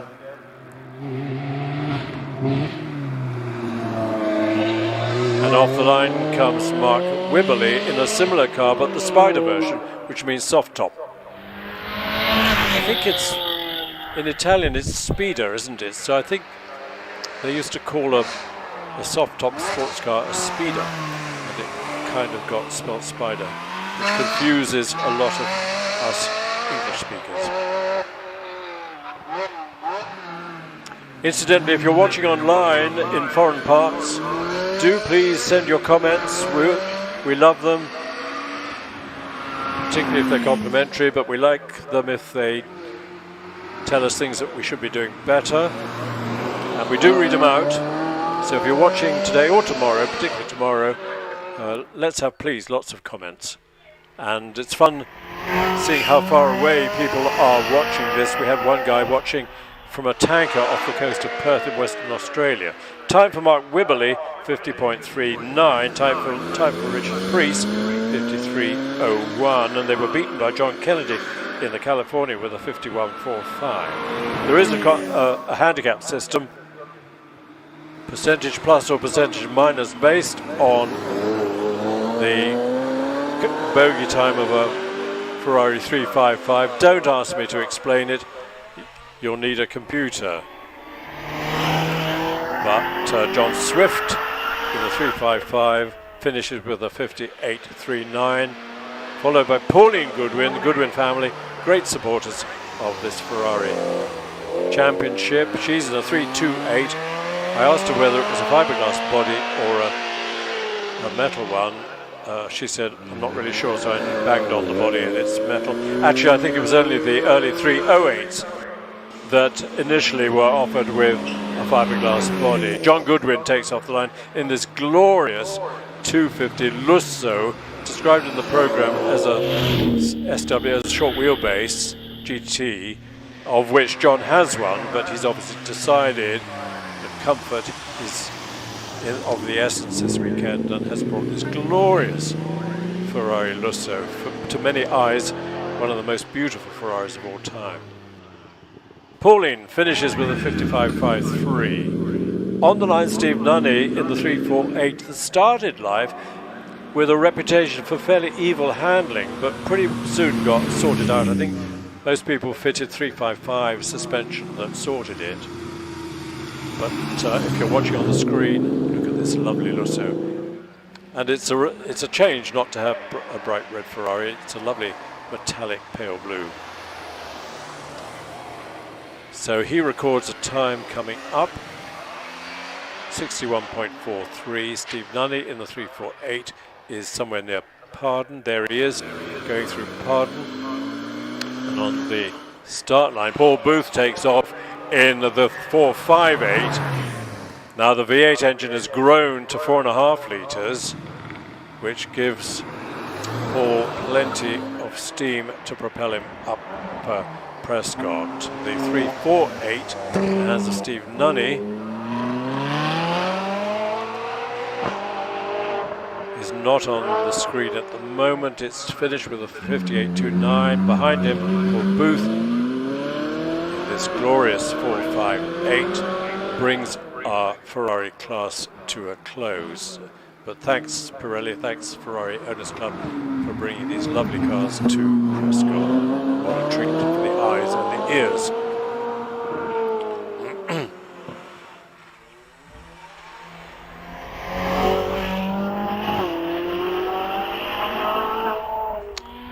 And Paul records a 55.3, and we're back to Class 1.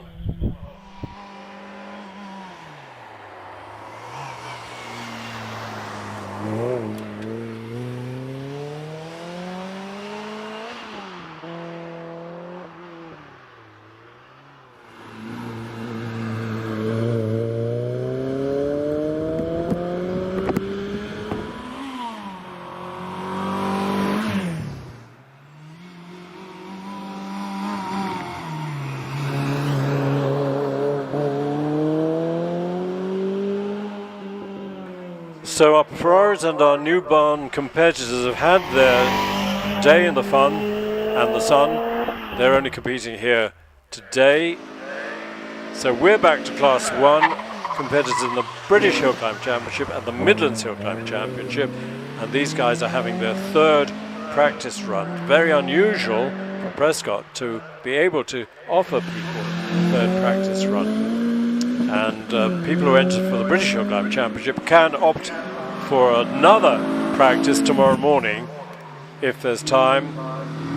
What's the time now? 10 to 4. We're doing well for time. I'm not sure whether we'll be able to go through the whole entry list of British and Midland HillClimb Championship this evening. We'll see. We might well do. 10 to 4 UK time. If we go on till 6 o'clock, that's okay. Number 20, David Garnett, 54.05. 21, David Warner, 52.25. And on the hill is David Wilson in this venerable but still rapid Peugeot 205 1.9 GT. The suspension screwed down nice and tight to record a 50.63, followed by James Lovell in a 2-litre Clio. And he's followed by Robin Holden in the Mazda Roadster, which is an MX-5. I don't know what makes it a Roadster, but it's quick, and it's 64 miles an hour under the bridge, and here it is. Roll cage, lowered suspension, modified engine, I guess.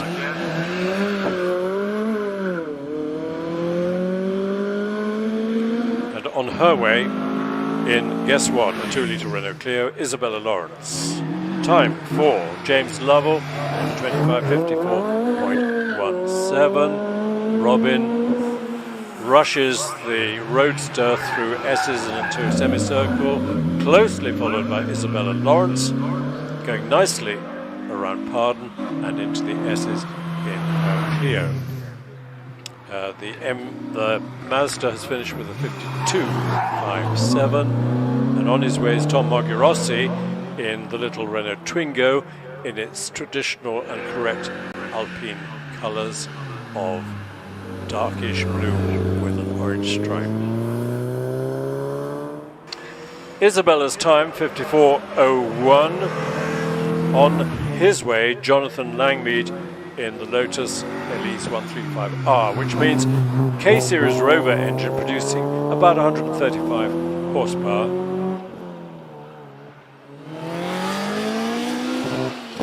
Here he is. Many people prefer the look of the Mark I Lotus, but the Mark II was easier to build and more waterproof. There is a hamper raffle up at the Link charity stand by the clubhouse, and it's £1 a ticket, and you win a fantastic hamper, and they're supporting local blood cancer patients in the NHS. I've got a nice note saying thank you with a heart on it, so please go and buy a ticket, a raffle ticket, at the Link LINC charity stand up by the clubhouse, and with luck you'll win a lovely raffle.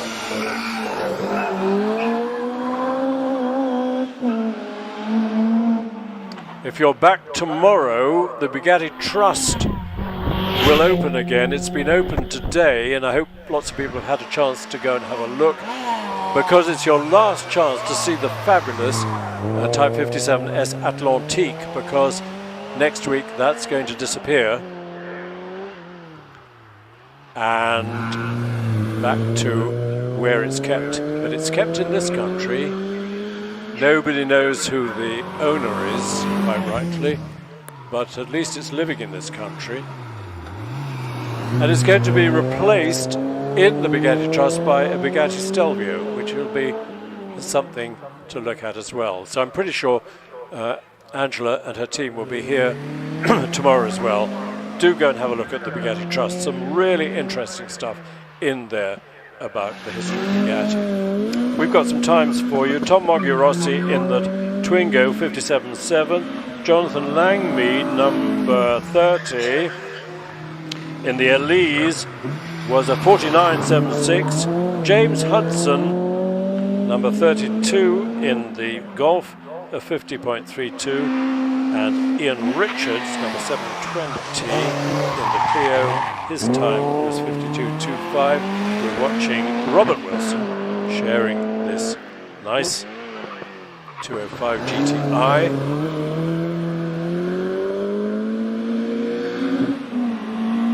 And if you've got a nice one, particularly with a 1.9 engine, hang on to it tight because the values are shooting up all the time. Off the line though is the amazing Cayman with its 3.8 engine in the hands of Philip James. Time for Robert Wilson in the Peugeot 49.67, so into the 40s is really good. The Cayman is followed by the GT3 911 996 variant Porsche, so it gives us all a good chance to compare and contrast the rear-engined 911 and the mid-engined Cayman.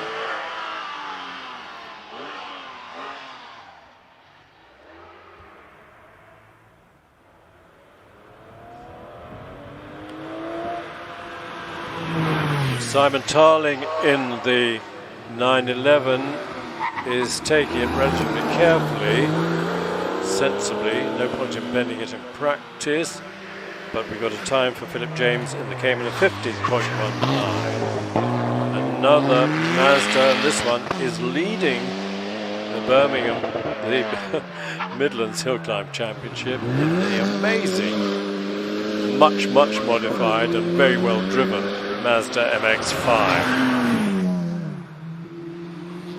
He's followed by Ross MacDonald in this lovely RS replica Porsche 2.7, 65 under the bridge.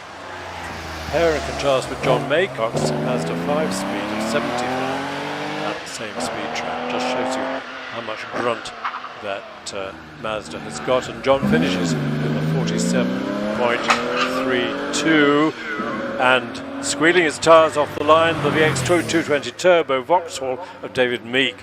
2 litres turbo, lots of power, nice and light. Lotus Elise type chassis, car built up in Norfolk, Hethel, by the Lotus people. And in fact made probably for many people a better cruising car than the Elise, because it was slightly more comfortable with its 2.2 litre engine rather than the 1.8 Rover engine in the back of your Elise. Ross MacDonald's time, 50.26. We can't go much on scratch times because these cars all are handicapped based on their previous best time, and we don't have the handicaps in front of us at the moment. But here's the Cayman S of Grant Cratchley, less power of course than the 3.8 GT4 version which we saw just now. But here comes the Evo 6 of Stephen Moore. That's got power. Don't ask me exactly how much, but enough, you will say. 57.5 for Grant Cratchley.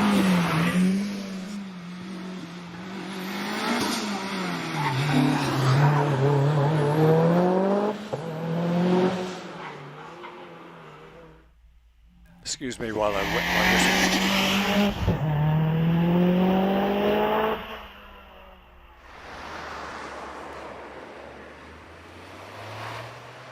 So, Grant Cratchley 57.5, Stephen Moore 10 seconds quicker, 47.31 with the Evo. Ian Fido on his way into the S's in the little Toyota. Ian's hill climbed for a long time in single-seaters, in sports racing cars. Shared cars with his dad very often. And heads for the finish for a time of 52.29. Now Robert Lancaster Gay has left the Porsche at home, pinched the shopping car. I don't think he told his wife. He says it's the most amazing road car.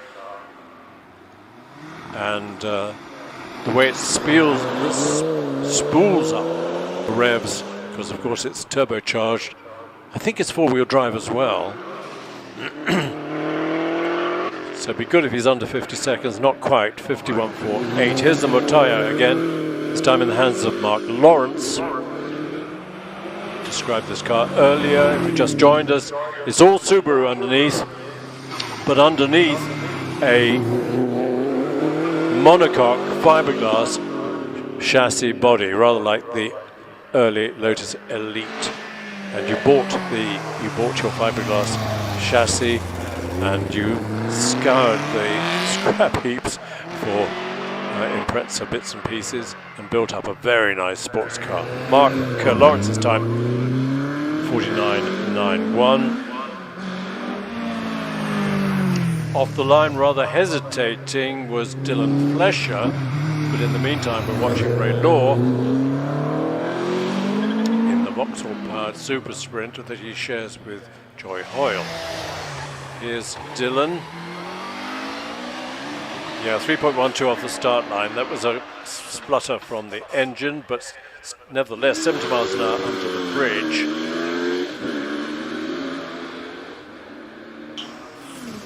So that relates to a 0 to 60 time in the 5.5-6 seconds mark. We've got a time for Ray Law of 49.41. Dylan lost a bit at the start, but a 48.24 is pretty good anyway. Pete Lethbridge follows, as does Tony Sherman in the 310R, who's just about to leave the start. We're watching Pete Lethbridge into and through S's.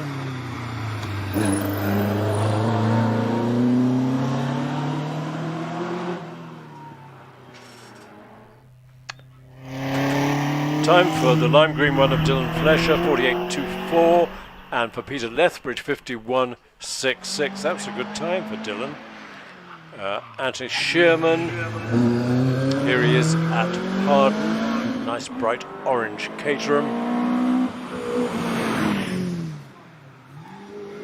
And on the line, Robbie Birrell in the V6, 3.5 litre Lotus Exige.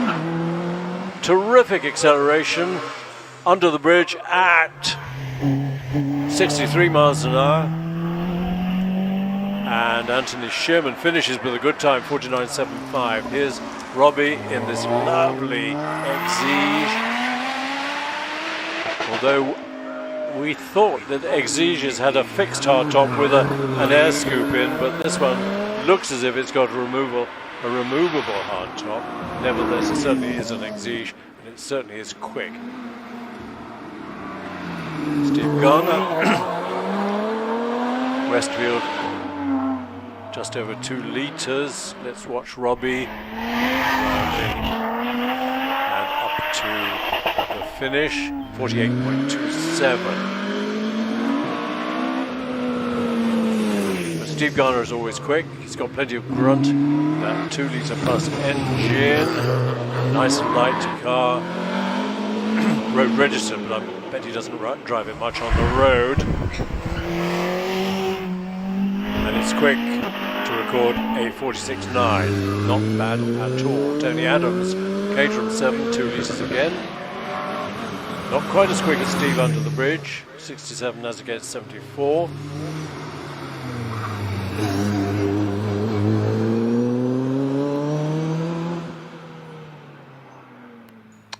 What can Tony Adams do?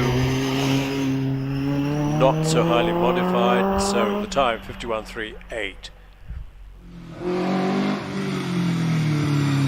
Tim Higgins, Westfield. Let's hope someone quickly snaps up the Westfield company and brings it back to prosperity again. But it's not a good time to be buying companies, I think. 49.89 is a good time though for Tim. Here's John Pick sharing the Mutaya.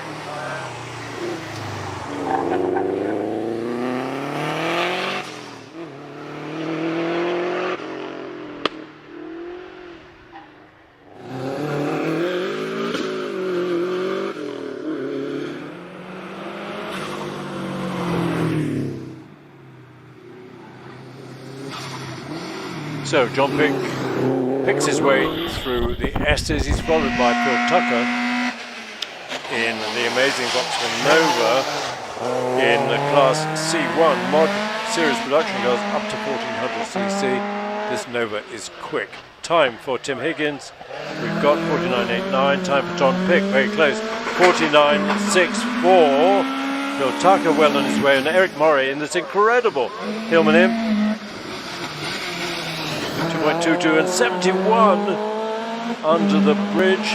This is such a rapid little car, but in the meantime, online we focus on the Nova. Now we're back to this incredible Hillman Imp.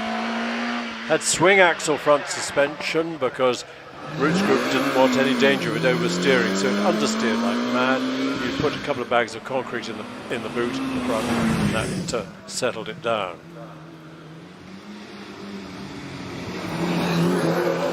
One of the engineers in the team developing the Hillman Imp was Mike Parks, who went on to be a works driver for Ferrari.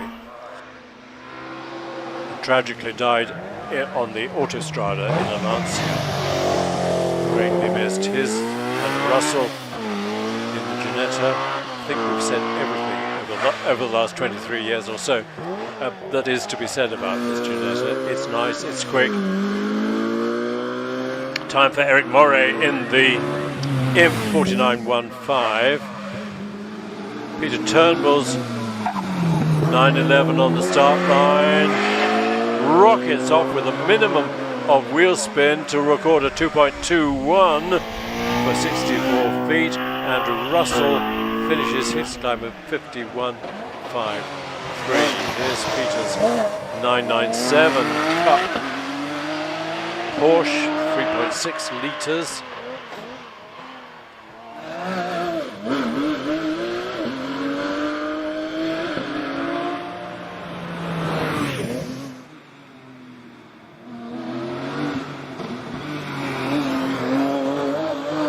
Turns in nicely at the S's, followed by Simon Braithwaite's lovely RS 1600 Escort.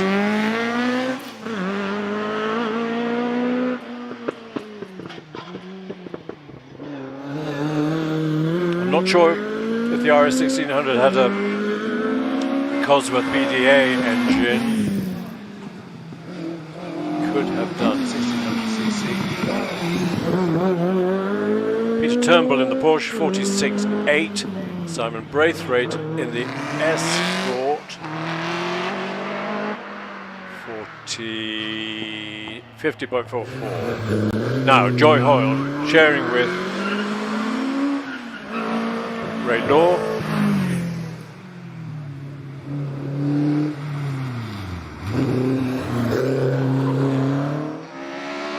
And she is followed by Jonathan Flesher in the lime green H7 with only 1 litre of engine capacity. That'll be a bike engine, probably a Suzuki, maybe a Honda Power Blade.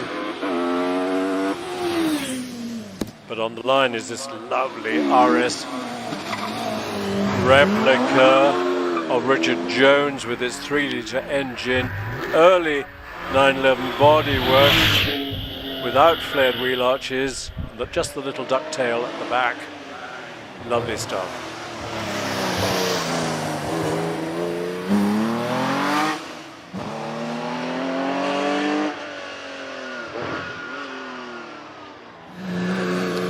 And L-Reg is about 74, isn't it? So it's a pretty early 911. They first came out in 1960.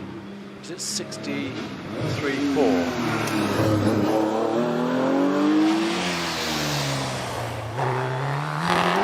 Now remember the modified specialist production cars, class D.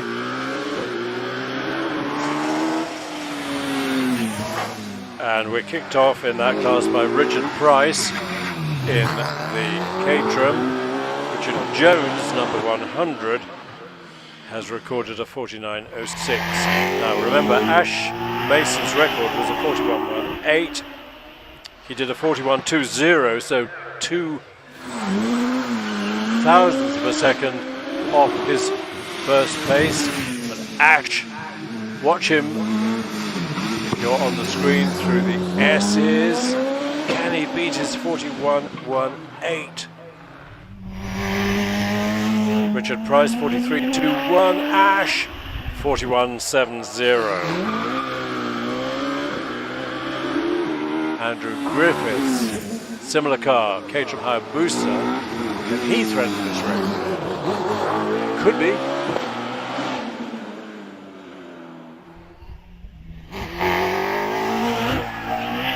Nicely run, 41.25, so near 700ths away.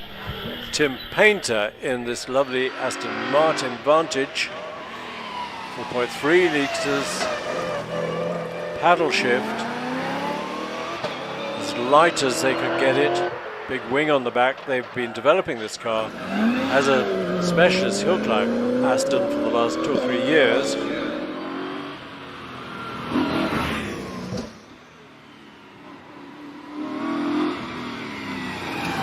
Quite a big car to thread through the S's. Tim's followed by Martin Watts in the Silver Riot. Here he is into Ed Torres. Let's watch the time for Tim in the Aston. It's 48.25. Just a reminder, this is practice, third practice run for competitors in the British Hill Climb Championship and the Midlands Hill Climb Championship. Practice for tomorrow. Tomorrow we have 2 runoffs for the British Hill Climb Championship, and there's a chance for both Wallace Mingus and Alex Summers to seal, to settle the finishing order. Both of them have the possibility to win the championship tomorrow. Here's Anime Furness in the Radical. Tim Painter's time 48.25. Martin Watts in the rear engine car 46.59. And Anna May is followed by this interesting car in the hands of Mark Puddle, which is an RCM with a Suzuki engine. And Anna May is finished with a 48.47. Off the line, Bob Penrose, this incredible Pilbeam 92, 7.3 litre Chevrolet should be enough to keep them going up the hill. We're just seeing the Mark Puddle car finishing very shortly, but let's have a look at this glorious Pilbeam 45.27 from Mark. Penrose, father and son duo, sharing this car.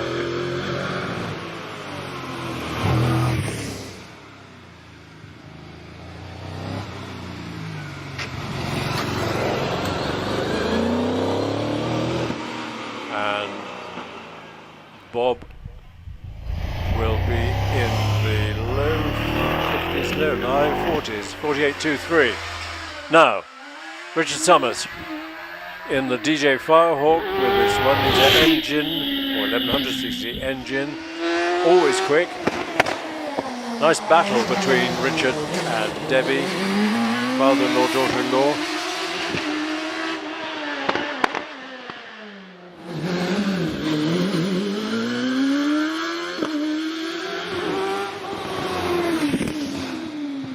So we keep an eye on Richard while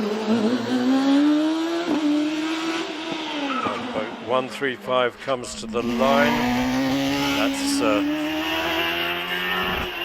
Richard Weaver, but Richard Summers has done a 41.18. Here's Richard Weaver on the line, shares his car with his son Tom. 2.44 and under the bridge at 85. Hurls it through Orchard. Lovely corner, Orchard to really hammer through.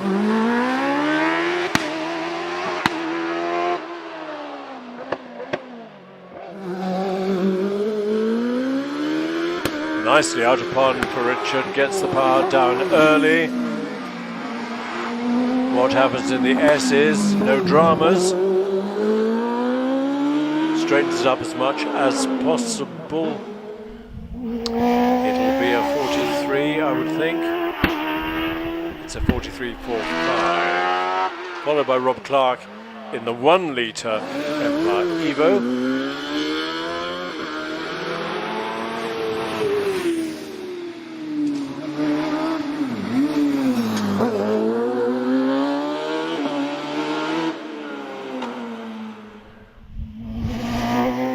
So Rob runs semicircle.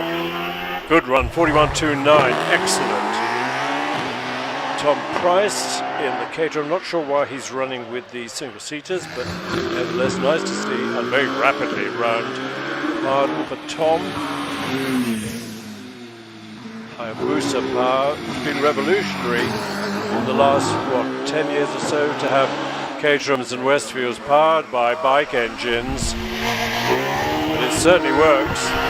They are quick. And 41.91 by Tom is not a bad time at all. Here's Pete Tatham, as you know, sharing with brother David in this very rapid OMS Hornet.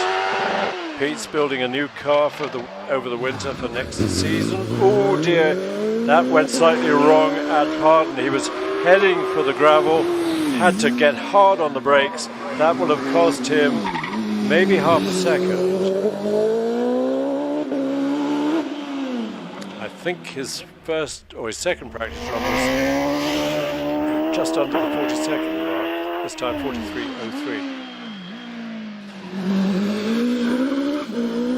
Well, that's what practice is for, to find out what where the limits are. Now Richard Walker in the carbon fibre 04 OMS with its 1 litre engine.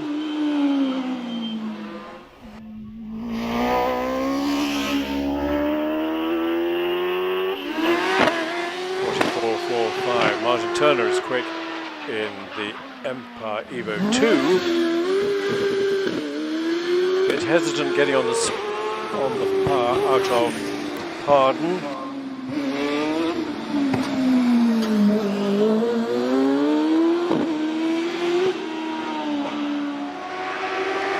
And heads for the finish and crosses the line with a time of 42.99. Harry Pick, highly experienced. Space Frame OMS 3000.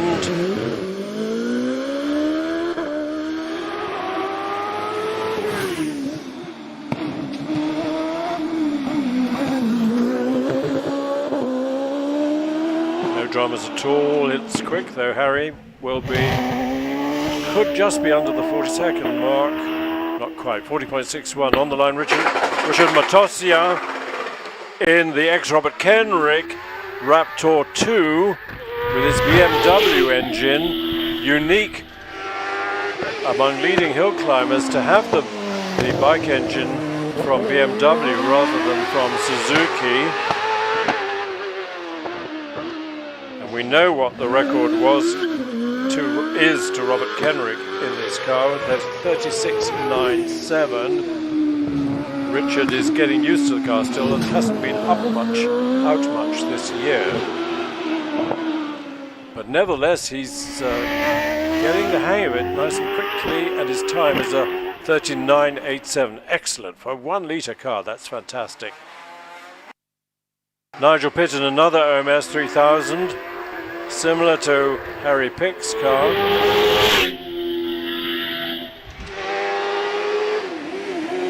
82 under the bridge.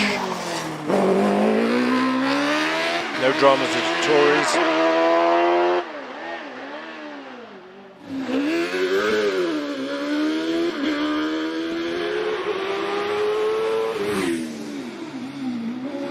Let's keep an eye on Nigel through the S's.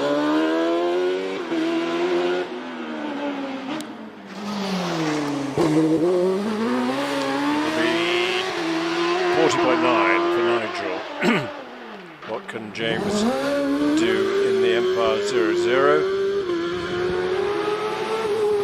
86 under the bridge is quick. Can this be under the 40-second mark? Well, yeah, it could well be. No, not quite. 40.26. Good run by James. It's all gone quiet. What are we expecting next? I think we are expecting Debbie Summers. But actually, of course, she has to, Richard has to jump out, Debbie has to jump in, so it takes a little bit of time to get the other driver in. So in the meantime, we have got a Formula Ford probably Alex Coles.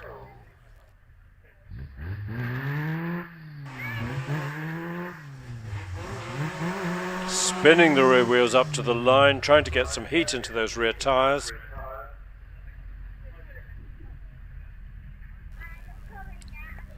Supported by Avon Tyres, supported by Piston Distillery.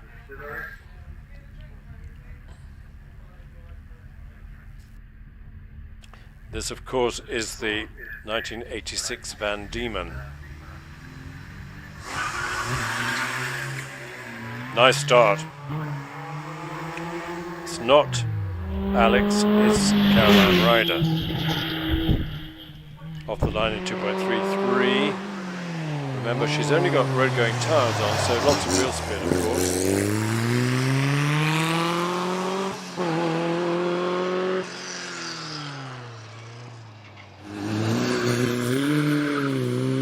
And she's followed by Steve Morgan in a similar car,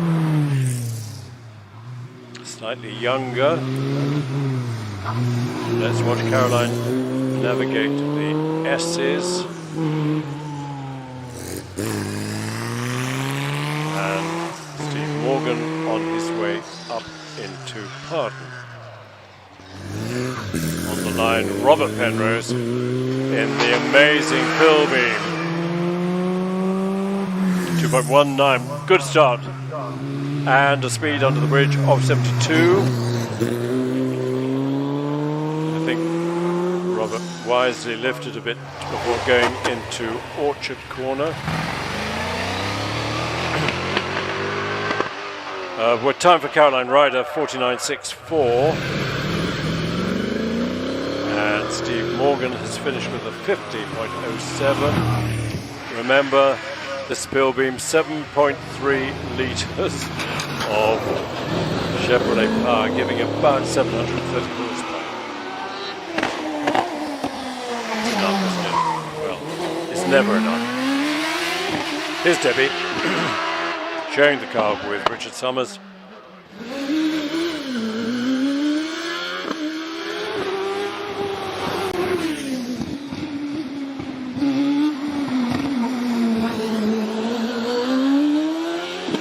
Nicely through S's. So, can she get under the 42nd mark? Yes, the 39.64. That's a good run. Here's Tom. We saw Richard Weaver in this car.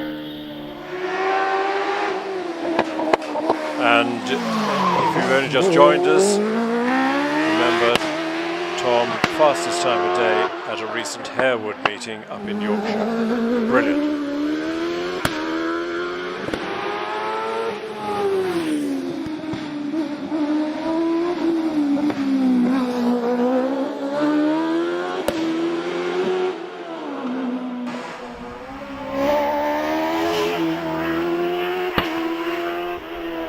$39.93 for Tom Weaver, that's excellent. Here's Liam Cooper in a Force TA, which they've had, he and Olivia have had this car, wow, it must be 7 or 8 years, I think.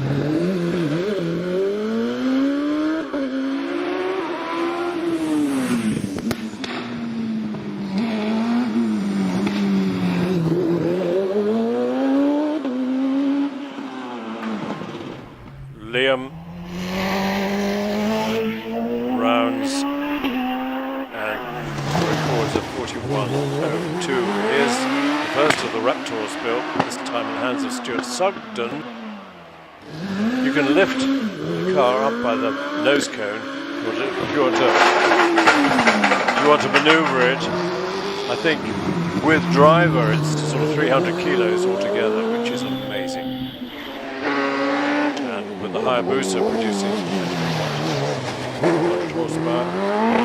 Andrew Greenan gets a touch of understeer on the way into Ettores, but nevertheless no trouble. Gets a touch of oversteer on acceleration out of Pardon. Time for Stuart Sugden in the Raptor, 38.78. Andrew takes a really wide entry into Tom Rope Corner, which enables him to get early on the power in order to record a 39.24. Here's another Raptor. This is the second one built, I think, in the hands of Steve Marr. I'm not sure how many more Graham White Jr. has got to build over the winter, but they are so competitive, the cars, that I'm sure there's a queue of people waiting for them.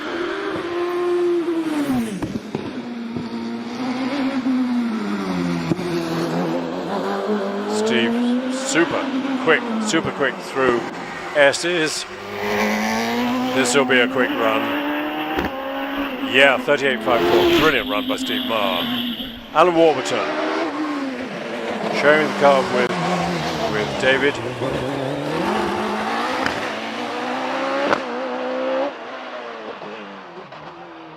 And David is currently lying 9th in the championship.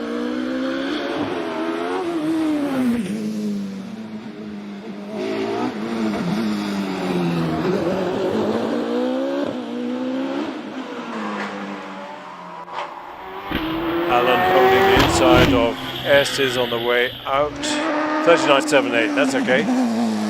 Darren Gumley, another force TA. He's always quick. He's followed by Gary Hill, ex-circuit racer in his OMS. He's on the line now. We'll see that in a short while. Let's, in the meantime, focus on Darren Gumley. Into semicircle at 34 seconds, so it could be under the 40 mark. 39.19, great. Here's Gary in the OMS that he raced in Monoposto racing, then decided that HillClimb probably is more fun, not on a cost per mile basis, but certainly on a fun per hour basis, and friendliness, and nice countryside as well.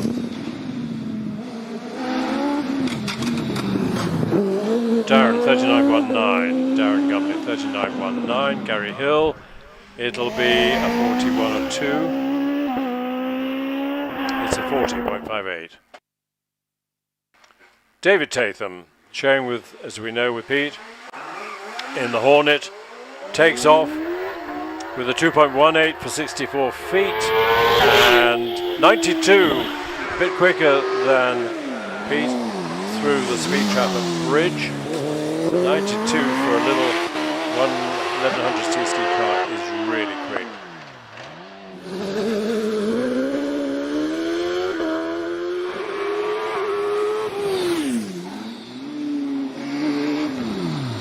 Hurls it into Estes, hurls it through Estes, lifting a front wheel into Tom Rote. This will be a 37-ish, I think. It's a 39-ish, 39.51. Robert Capper, Empire Wraith. Look at that amazing bodywork. Willem Toett's masterpiece. Oh, a slight oversteering moment out of Pardon for Robert, but no dramas at all. Using every inch through S's.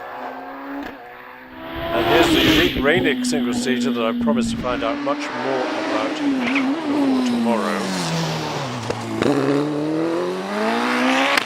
Meanwhile, Robert Capper, 40.04.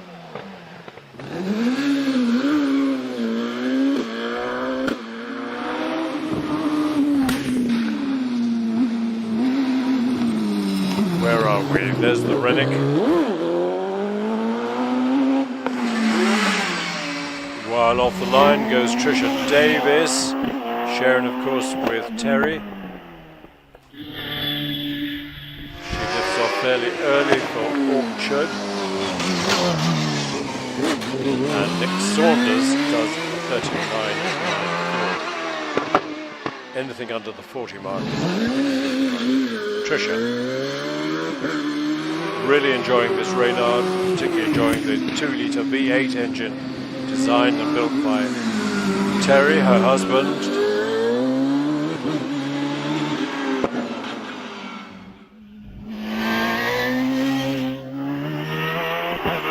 And Tricia records the 43 seconds exactly. He's followed by Alex Coles in the Van Diemen, and he's followed by Tom Morgan in another one. So we're after Tricia, we're on to Formula Fords.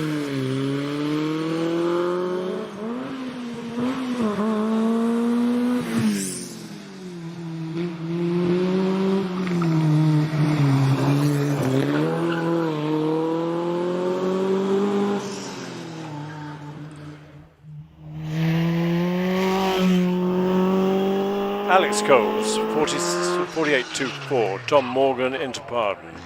On the line, Ian Tucker in the OMS. Growls off the line, 2.28. Will it be 80 miles an hour under the bridge? No, 74. Pretty good. Tom Morgan, neat line through S's.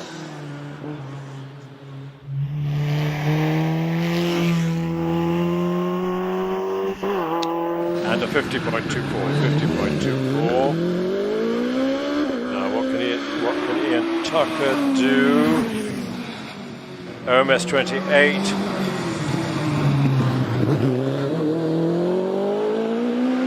With a slightly oversized higher booster, I think, 1690, nearly 1700 cc.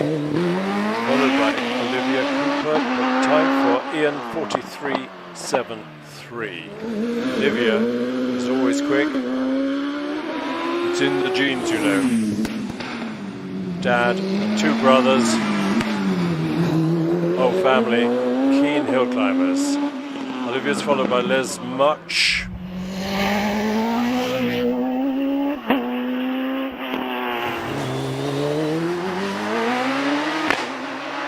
Sharing the first of the Raptors. Olivia 39.88, slightly quicker than her second practice run.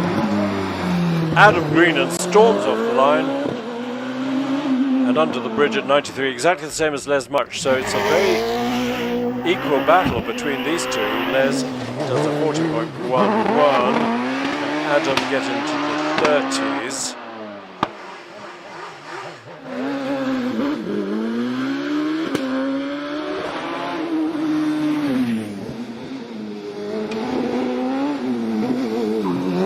Certainly hurls it through S's beautifully.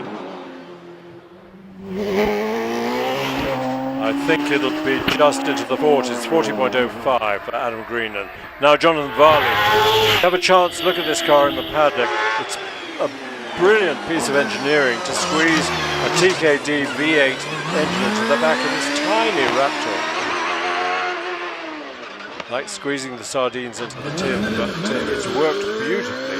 And this is the car that started life with a Formula One Arrows engine, which was the despair of Graham White Jr., but Jonathan snapped it up, originally put a BDG in the back, but now it's got this 2-litre TKD to record a 38.62.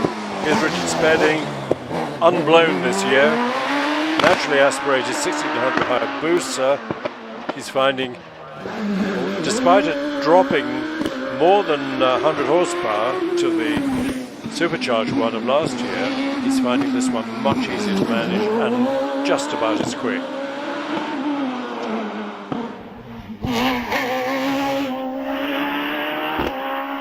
.36.54, that's a brilliant time. Remember, our top cars in their previous practice runs were in the 35s, 36. So for Richard to do a 36.54 with 1600 cc is absolutely brilliant. David Warburton, similar power, but GR59 lifts again, lifts a front wheel into Tom Road corner and lifting it round semicircle. 37.08. Good run by David, running 9th, and 9th he was in the championship last year. Mike Tregonning in the naturally aspirated Duratec powered Pilbeam MP88. Nice car. Mike Pilbeam always built brilliant cars. And Mike wife Diana travel all around the countryside competing in hill climbs from their base down in Cornwall.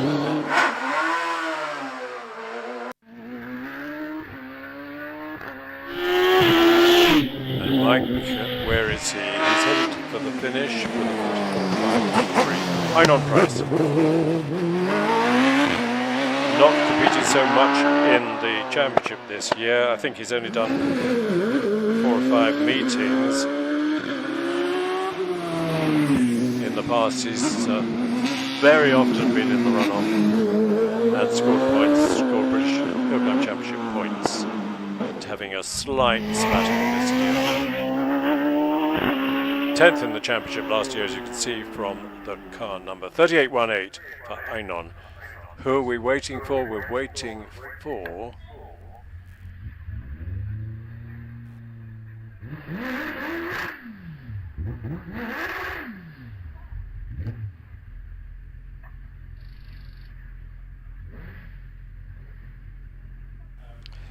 Kelvin Broad.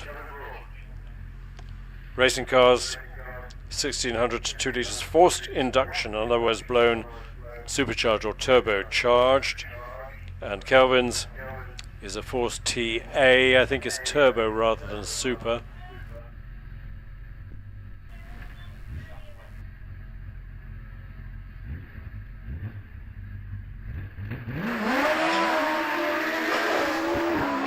.07, that's a good start. 90 under the bridge, 97, wow, good for Kelvin, that's really quick. What's his line? Yeah, nice late apex at a Tories, that's the way to do it.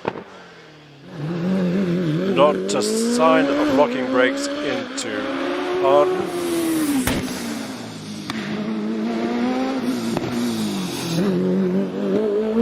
Now, can Kelvin get under the 40-second mark? Just, I think. Yeah, 39.63, excellent. On the line, John Chalmers in this unique Rort Formula 3 car. Rather tragic story about Rort attempting to stay in Formula 3 up against the might of Delara. But it's made a good hill climb car with its special Hayabusa-based engine. Hayabusa cylinder head, special block, special crankcase to line up with the shaft drive transmission to the rear axle. Hasn't been an easy car to run. Slight lock up on the way in, but no dramas for John. Kelvin Broad 39.63. John might get into the 30s. I think he did earlier in the afternoon.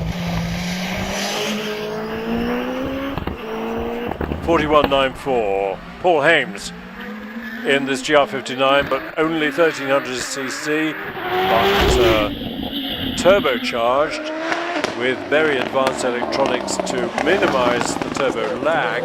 He says there's no turbo lag at all.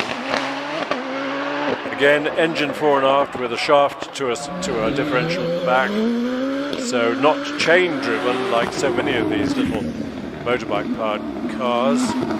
And he says one of the advantages of the shaft drive rather than the chain is that it smooths out the violence, gives the gearbox and the differential an easier time. Records a good time though, 38.17. Here's Lynn Owen. Enjoying the increase in power to 2.7 litres with the RPE engine. I think in this car previously they've been in the 2 litre class.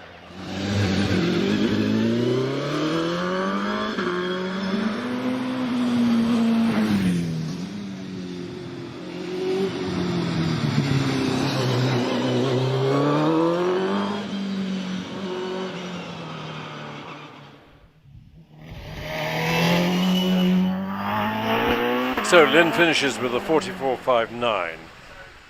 44.59. Who's on the line? It's a Coley with the V6 engine. Let's hope they have a trouble-free run. It's Andy. I think this must be heading for 20 years they've been competing with this car. Because I stopped serious hill climbing 20 years ago, and they were seriously competing back then. Engine out of the German Touring Car Championship with V6 2.5 litres. Similar engine to the one with which Graham White Jr. won the championship. So plenty of power, about 400 horsepower.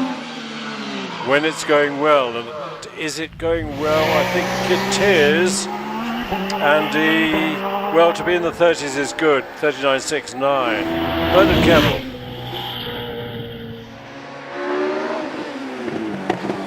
With an OS28 with the first of the Terry Davis TKD engines. Lifts the inside front wheel all the way around Ettores. Then it lands itself.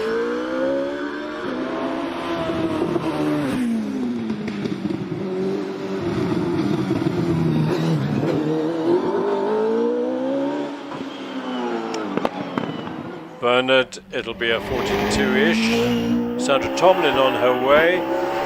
41.07. I was cheating a second off Bernard's time. Sandra in the Pilbeam MP97 with a 4-litre Judd engine, which was a Formula One engine and was driven in a number of Grand Prix by Mika Häkkinen. So I've said she must get Mika to sign this engine, put another 10 grand on its value.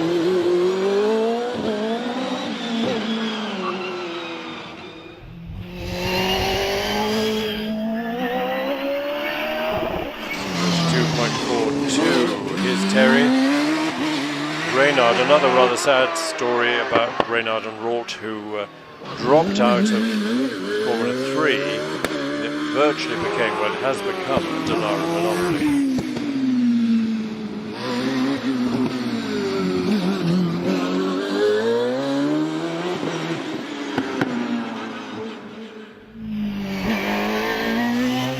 Terry, 42.17. Up to the line comes Graham Wynne, sharing his car with Roger Moran, with Scott Moran, 6 times champion. Graham sporting a pacemaker to help his old ticker go really well, and 96 at the Bridge Speed Trap. So Graham accuses himself of lack of courage, but it seems to me there's plenty of courage hustling at GR59 up Prescott in around 40 seconds. Not many people can do that. And Graham's time 38.64, not bad at all. Jack Cottrell.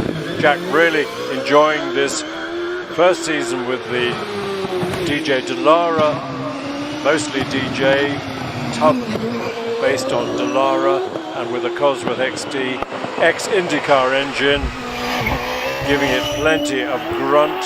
What can Jack do? He can do a 38.45. Followed by Terry Graves. Back in the GR55, but chucked away the ex-Formula 1 HP engine that was a bit of a nightmare to drive. In preference, he's got the Cosworth XD, which they absolutely love.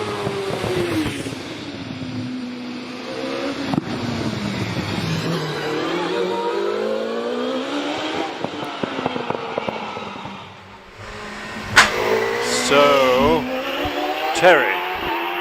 40.31. Lindsay Summers warming up the fast storm for Alex. 2.1 off the line is extremely good.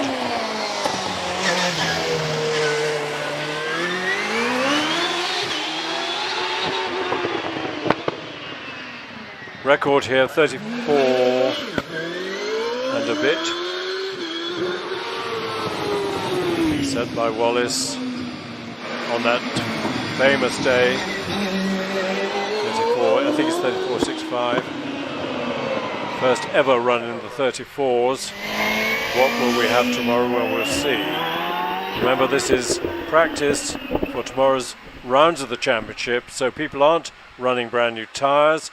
But here comes Matthew Ryder, sharing with Sean Gould in the Gould GR59 with its 4-litre Judd engine. And Matthew, winner of the meeting at Harewood a couple of weeks ago. Some lots of bangs, and only 95 under the bridge.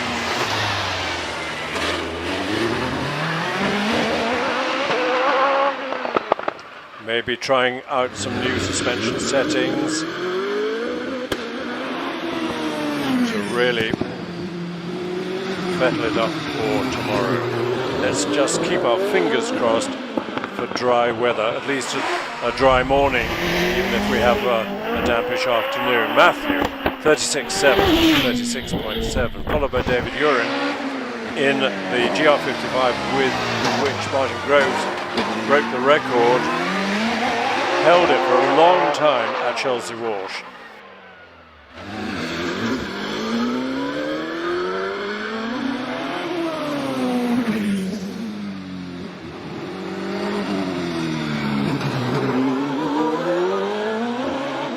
David Urin do.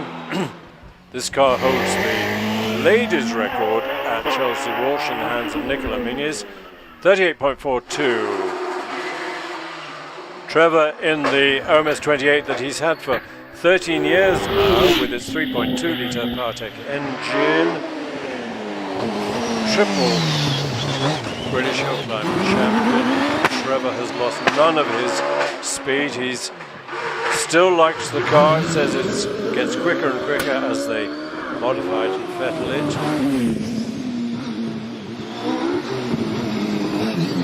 Can he get it in the 36s? Can he get it in the 35s tomorrow? I think it'll be in the 36s, definitely. 36.43 for Trevor. Wallace came to the line and the engine stopped, but Tom News put the battery in, started again. If you're anywhere near the start line, do watch Wallace's start. It's just so controlled, so relaxed. Just off he goes. There he was, gone. 1.92 and 101 after bridge. So 0 to 100 in 5 seconds or so.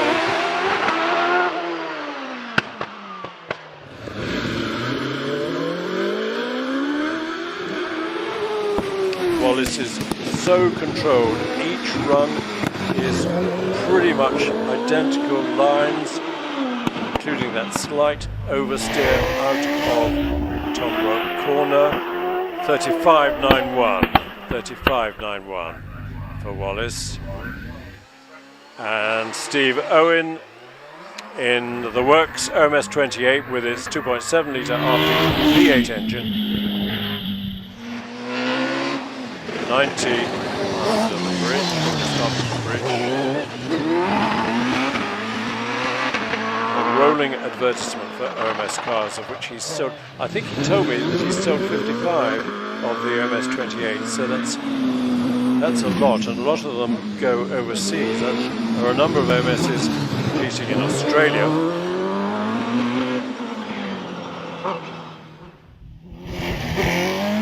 Be a 38 or 39 for Steve, 40.24. Now Mark Coley in the GR55. Saw Andy just now.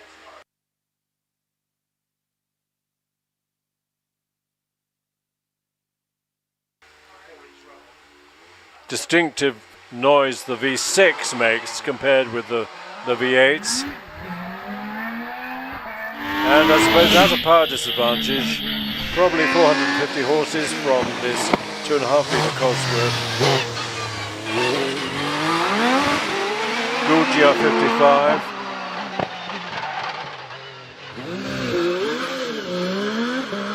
Gould's first HillClimb car was back in 1984 and won the championship in the hands of Chris Kramer.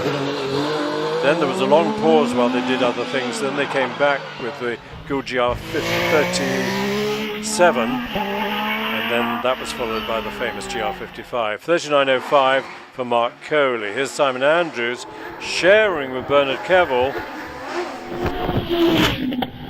The OMS with TKT 2.8 litre V8 engine.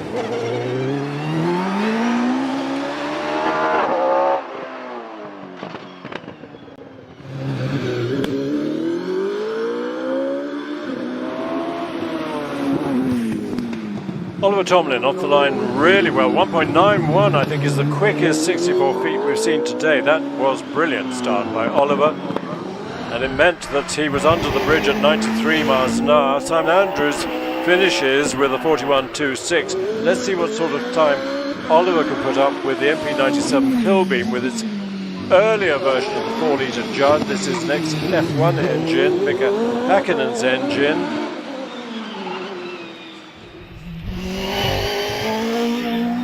To be in the 38s would be brilliant. 39.07 for Oliver, brilliant. Scott Moran, sharing of course with Graham Winch. GR59, 4 litre Judd, really got the handling sorted. They were really smiling at Shelsley the last rounds of the championship, having done some major modifications to the suspension which have really worked. It's taken time, A, for Scotty to get used to the car, but B, for them to sort out the hand. Look at the way it rockets out of the S's, followed by Alex Summers, but let's focus on Scotty, 35.87. Alex, he's been in the 35s on numerous occasions here at Prescott. Doesn't need to be in them today. Lifts a wheel at the famous of the bump on the way into the S's. DJ Firestorm, 35.8. That'll do for practice for Alex.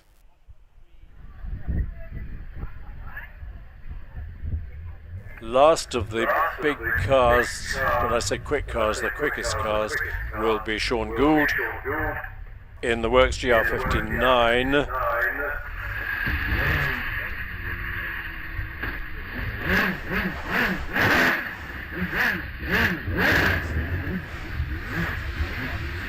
Sean was the record holder here in this car until last year. Wallace came along and, I hate to say this, but shattered it. I think it was a 35.2, and it's now, what is it now, 34, mid 34. Very controlled start by Sean, 2.11, 99 bridge trap.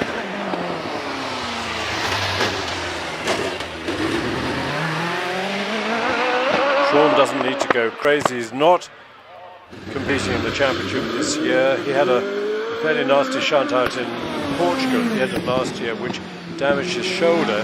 It's much better. It's not perfect yet. So sensibly, he's had pretty much a year off, and the car's been shared with Matthew Ryder, with Will Hall for a while, and a 37.27 for Sean. In way of a slight contrast, Jeremy Rivers-Fletcher almost does a rally-style negotiation of Ettores, which actually worked out rather well in this Triumph Special. Did an interview with Jeremy this morning about this car, which he's had for 26 years, and built, of course, himself. GT6 chassis, much modified. TR6 straight 6 engine, much modified. Throw away the fuel injection, shove a couple of nice simple SUs, and you've got a fun racing car. 54.35. Andy Tippett's lovely Brabham with its 3.5 litre Buick engine that became the Rover 3.5 litre V8. Nice story. If I had time, I'd tell you about how Rover discovered this Buick oblique Oldsmobile engine out in America and negotiated the rights to build it in this country. And what a story that's been. with not only with Rover, Range Rover, TBR, all sorts. Martin Jones is an earlier Brabham BT21 with a twin cam in the back. 47.51. Time for Andy was a 46.05. I think that is the conclusion of activity on the hill today. I've just also been handed, So what about that for timekeeping? That's brilliant to have had 3 practice runs and 2 lots of competitive runs, and it's just before 5 o'clock UK time. The commentator is like an encyclopedia. He must have been around. Well, yes. Someone asked my wife why I know so much. She said, well, he's been reading magazines on his potty since he was 3. Yeah, I've heard the commentator do Goodwood. Who is this mysterious, well-spoken man? Well, my name is Chris Druitt, and I have been at it for a long time, including 40 years of hill climbing.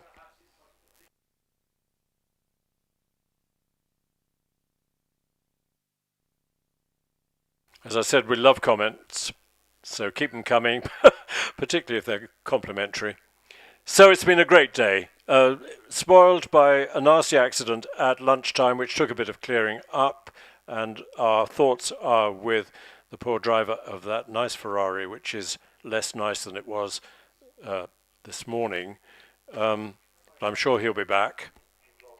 As always, our orange-suited marshals deserve great thanks, because without them we can't run meetings, and they are, all of them, experts and highly trained, and when things go wrong you can see them doing the right thing in action. So thank you guys. Let's hope tomorrow is a pleasant, warm but not ridiculously wet day.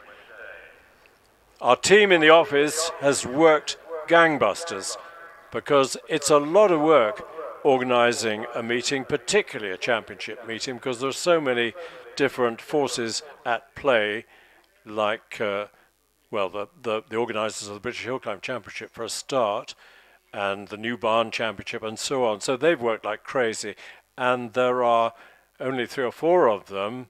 It's hard work. So well done, guys.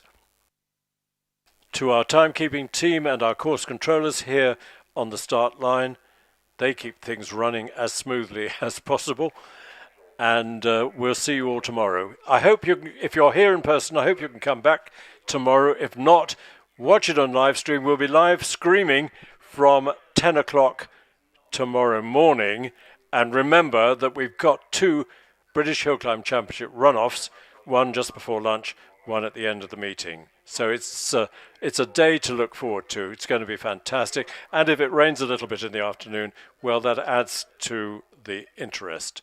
Chris Druitt saying thanks for coming, thanks for watching. Talk to you tomorrow. We'd like to take this opportunity to introduce our live stream partner for today's British Hill Climb Championship and Cup meeting, Footman James. BHC Cup main sponsors Footman James have been at the heart of the classic vehicle movement for over 35 years and provide specialist classic vehicle insurance cover to owners, collectors, restorers and traders. Their classic car and classic bike insurance policies come with show and events cover as standard. Plus, you can tailor your policy to suit your needs with their flexible FJ Plus options. These options have everything from agreed value to track day cover. To find out more, please visit www.footmanjames.co.uk.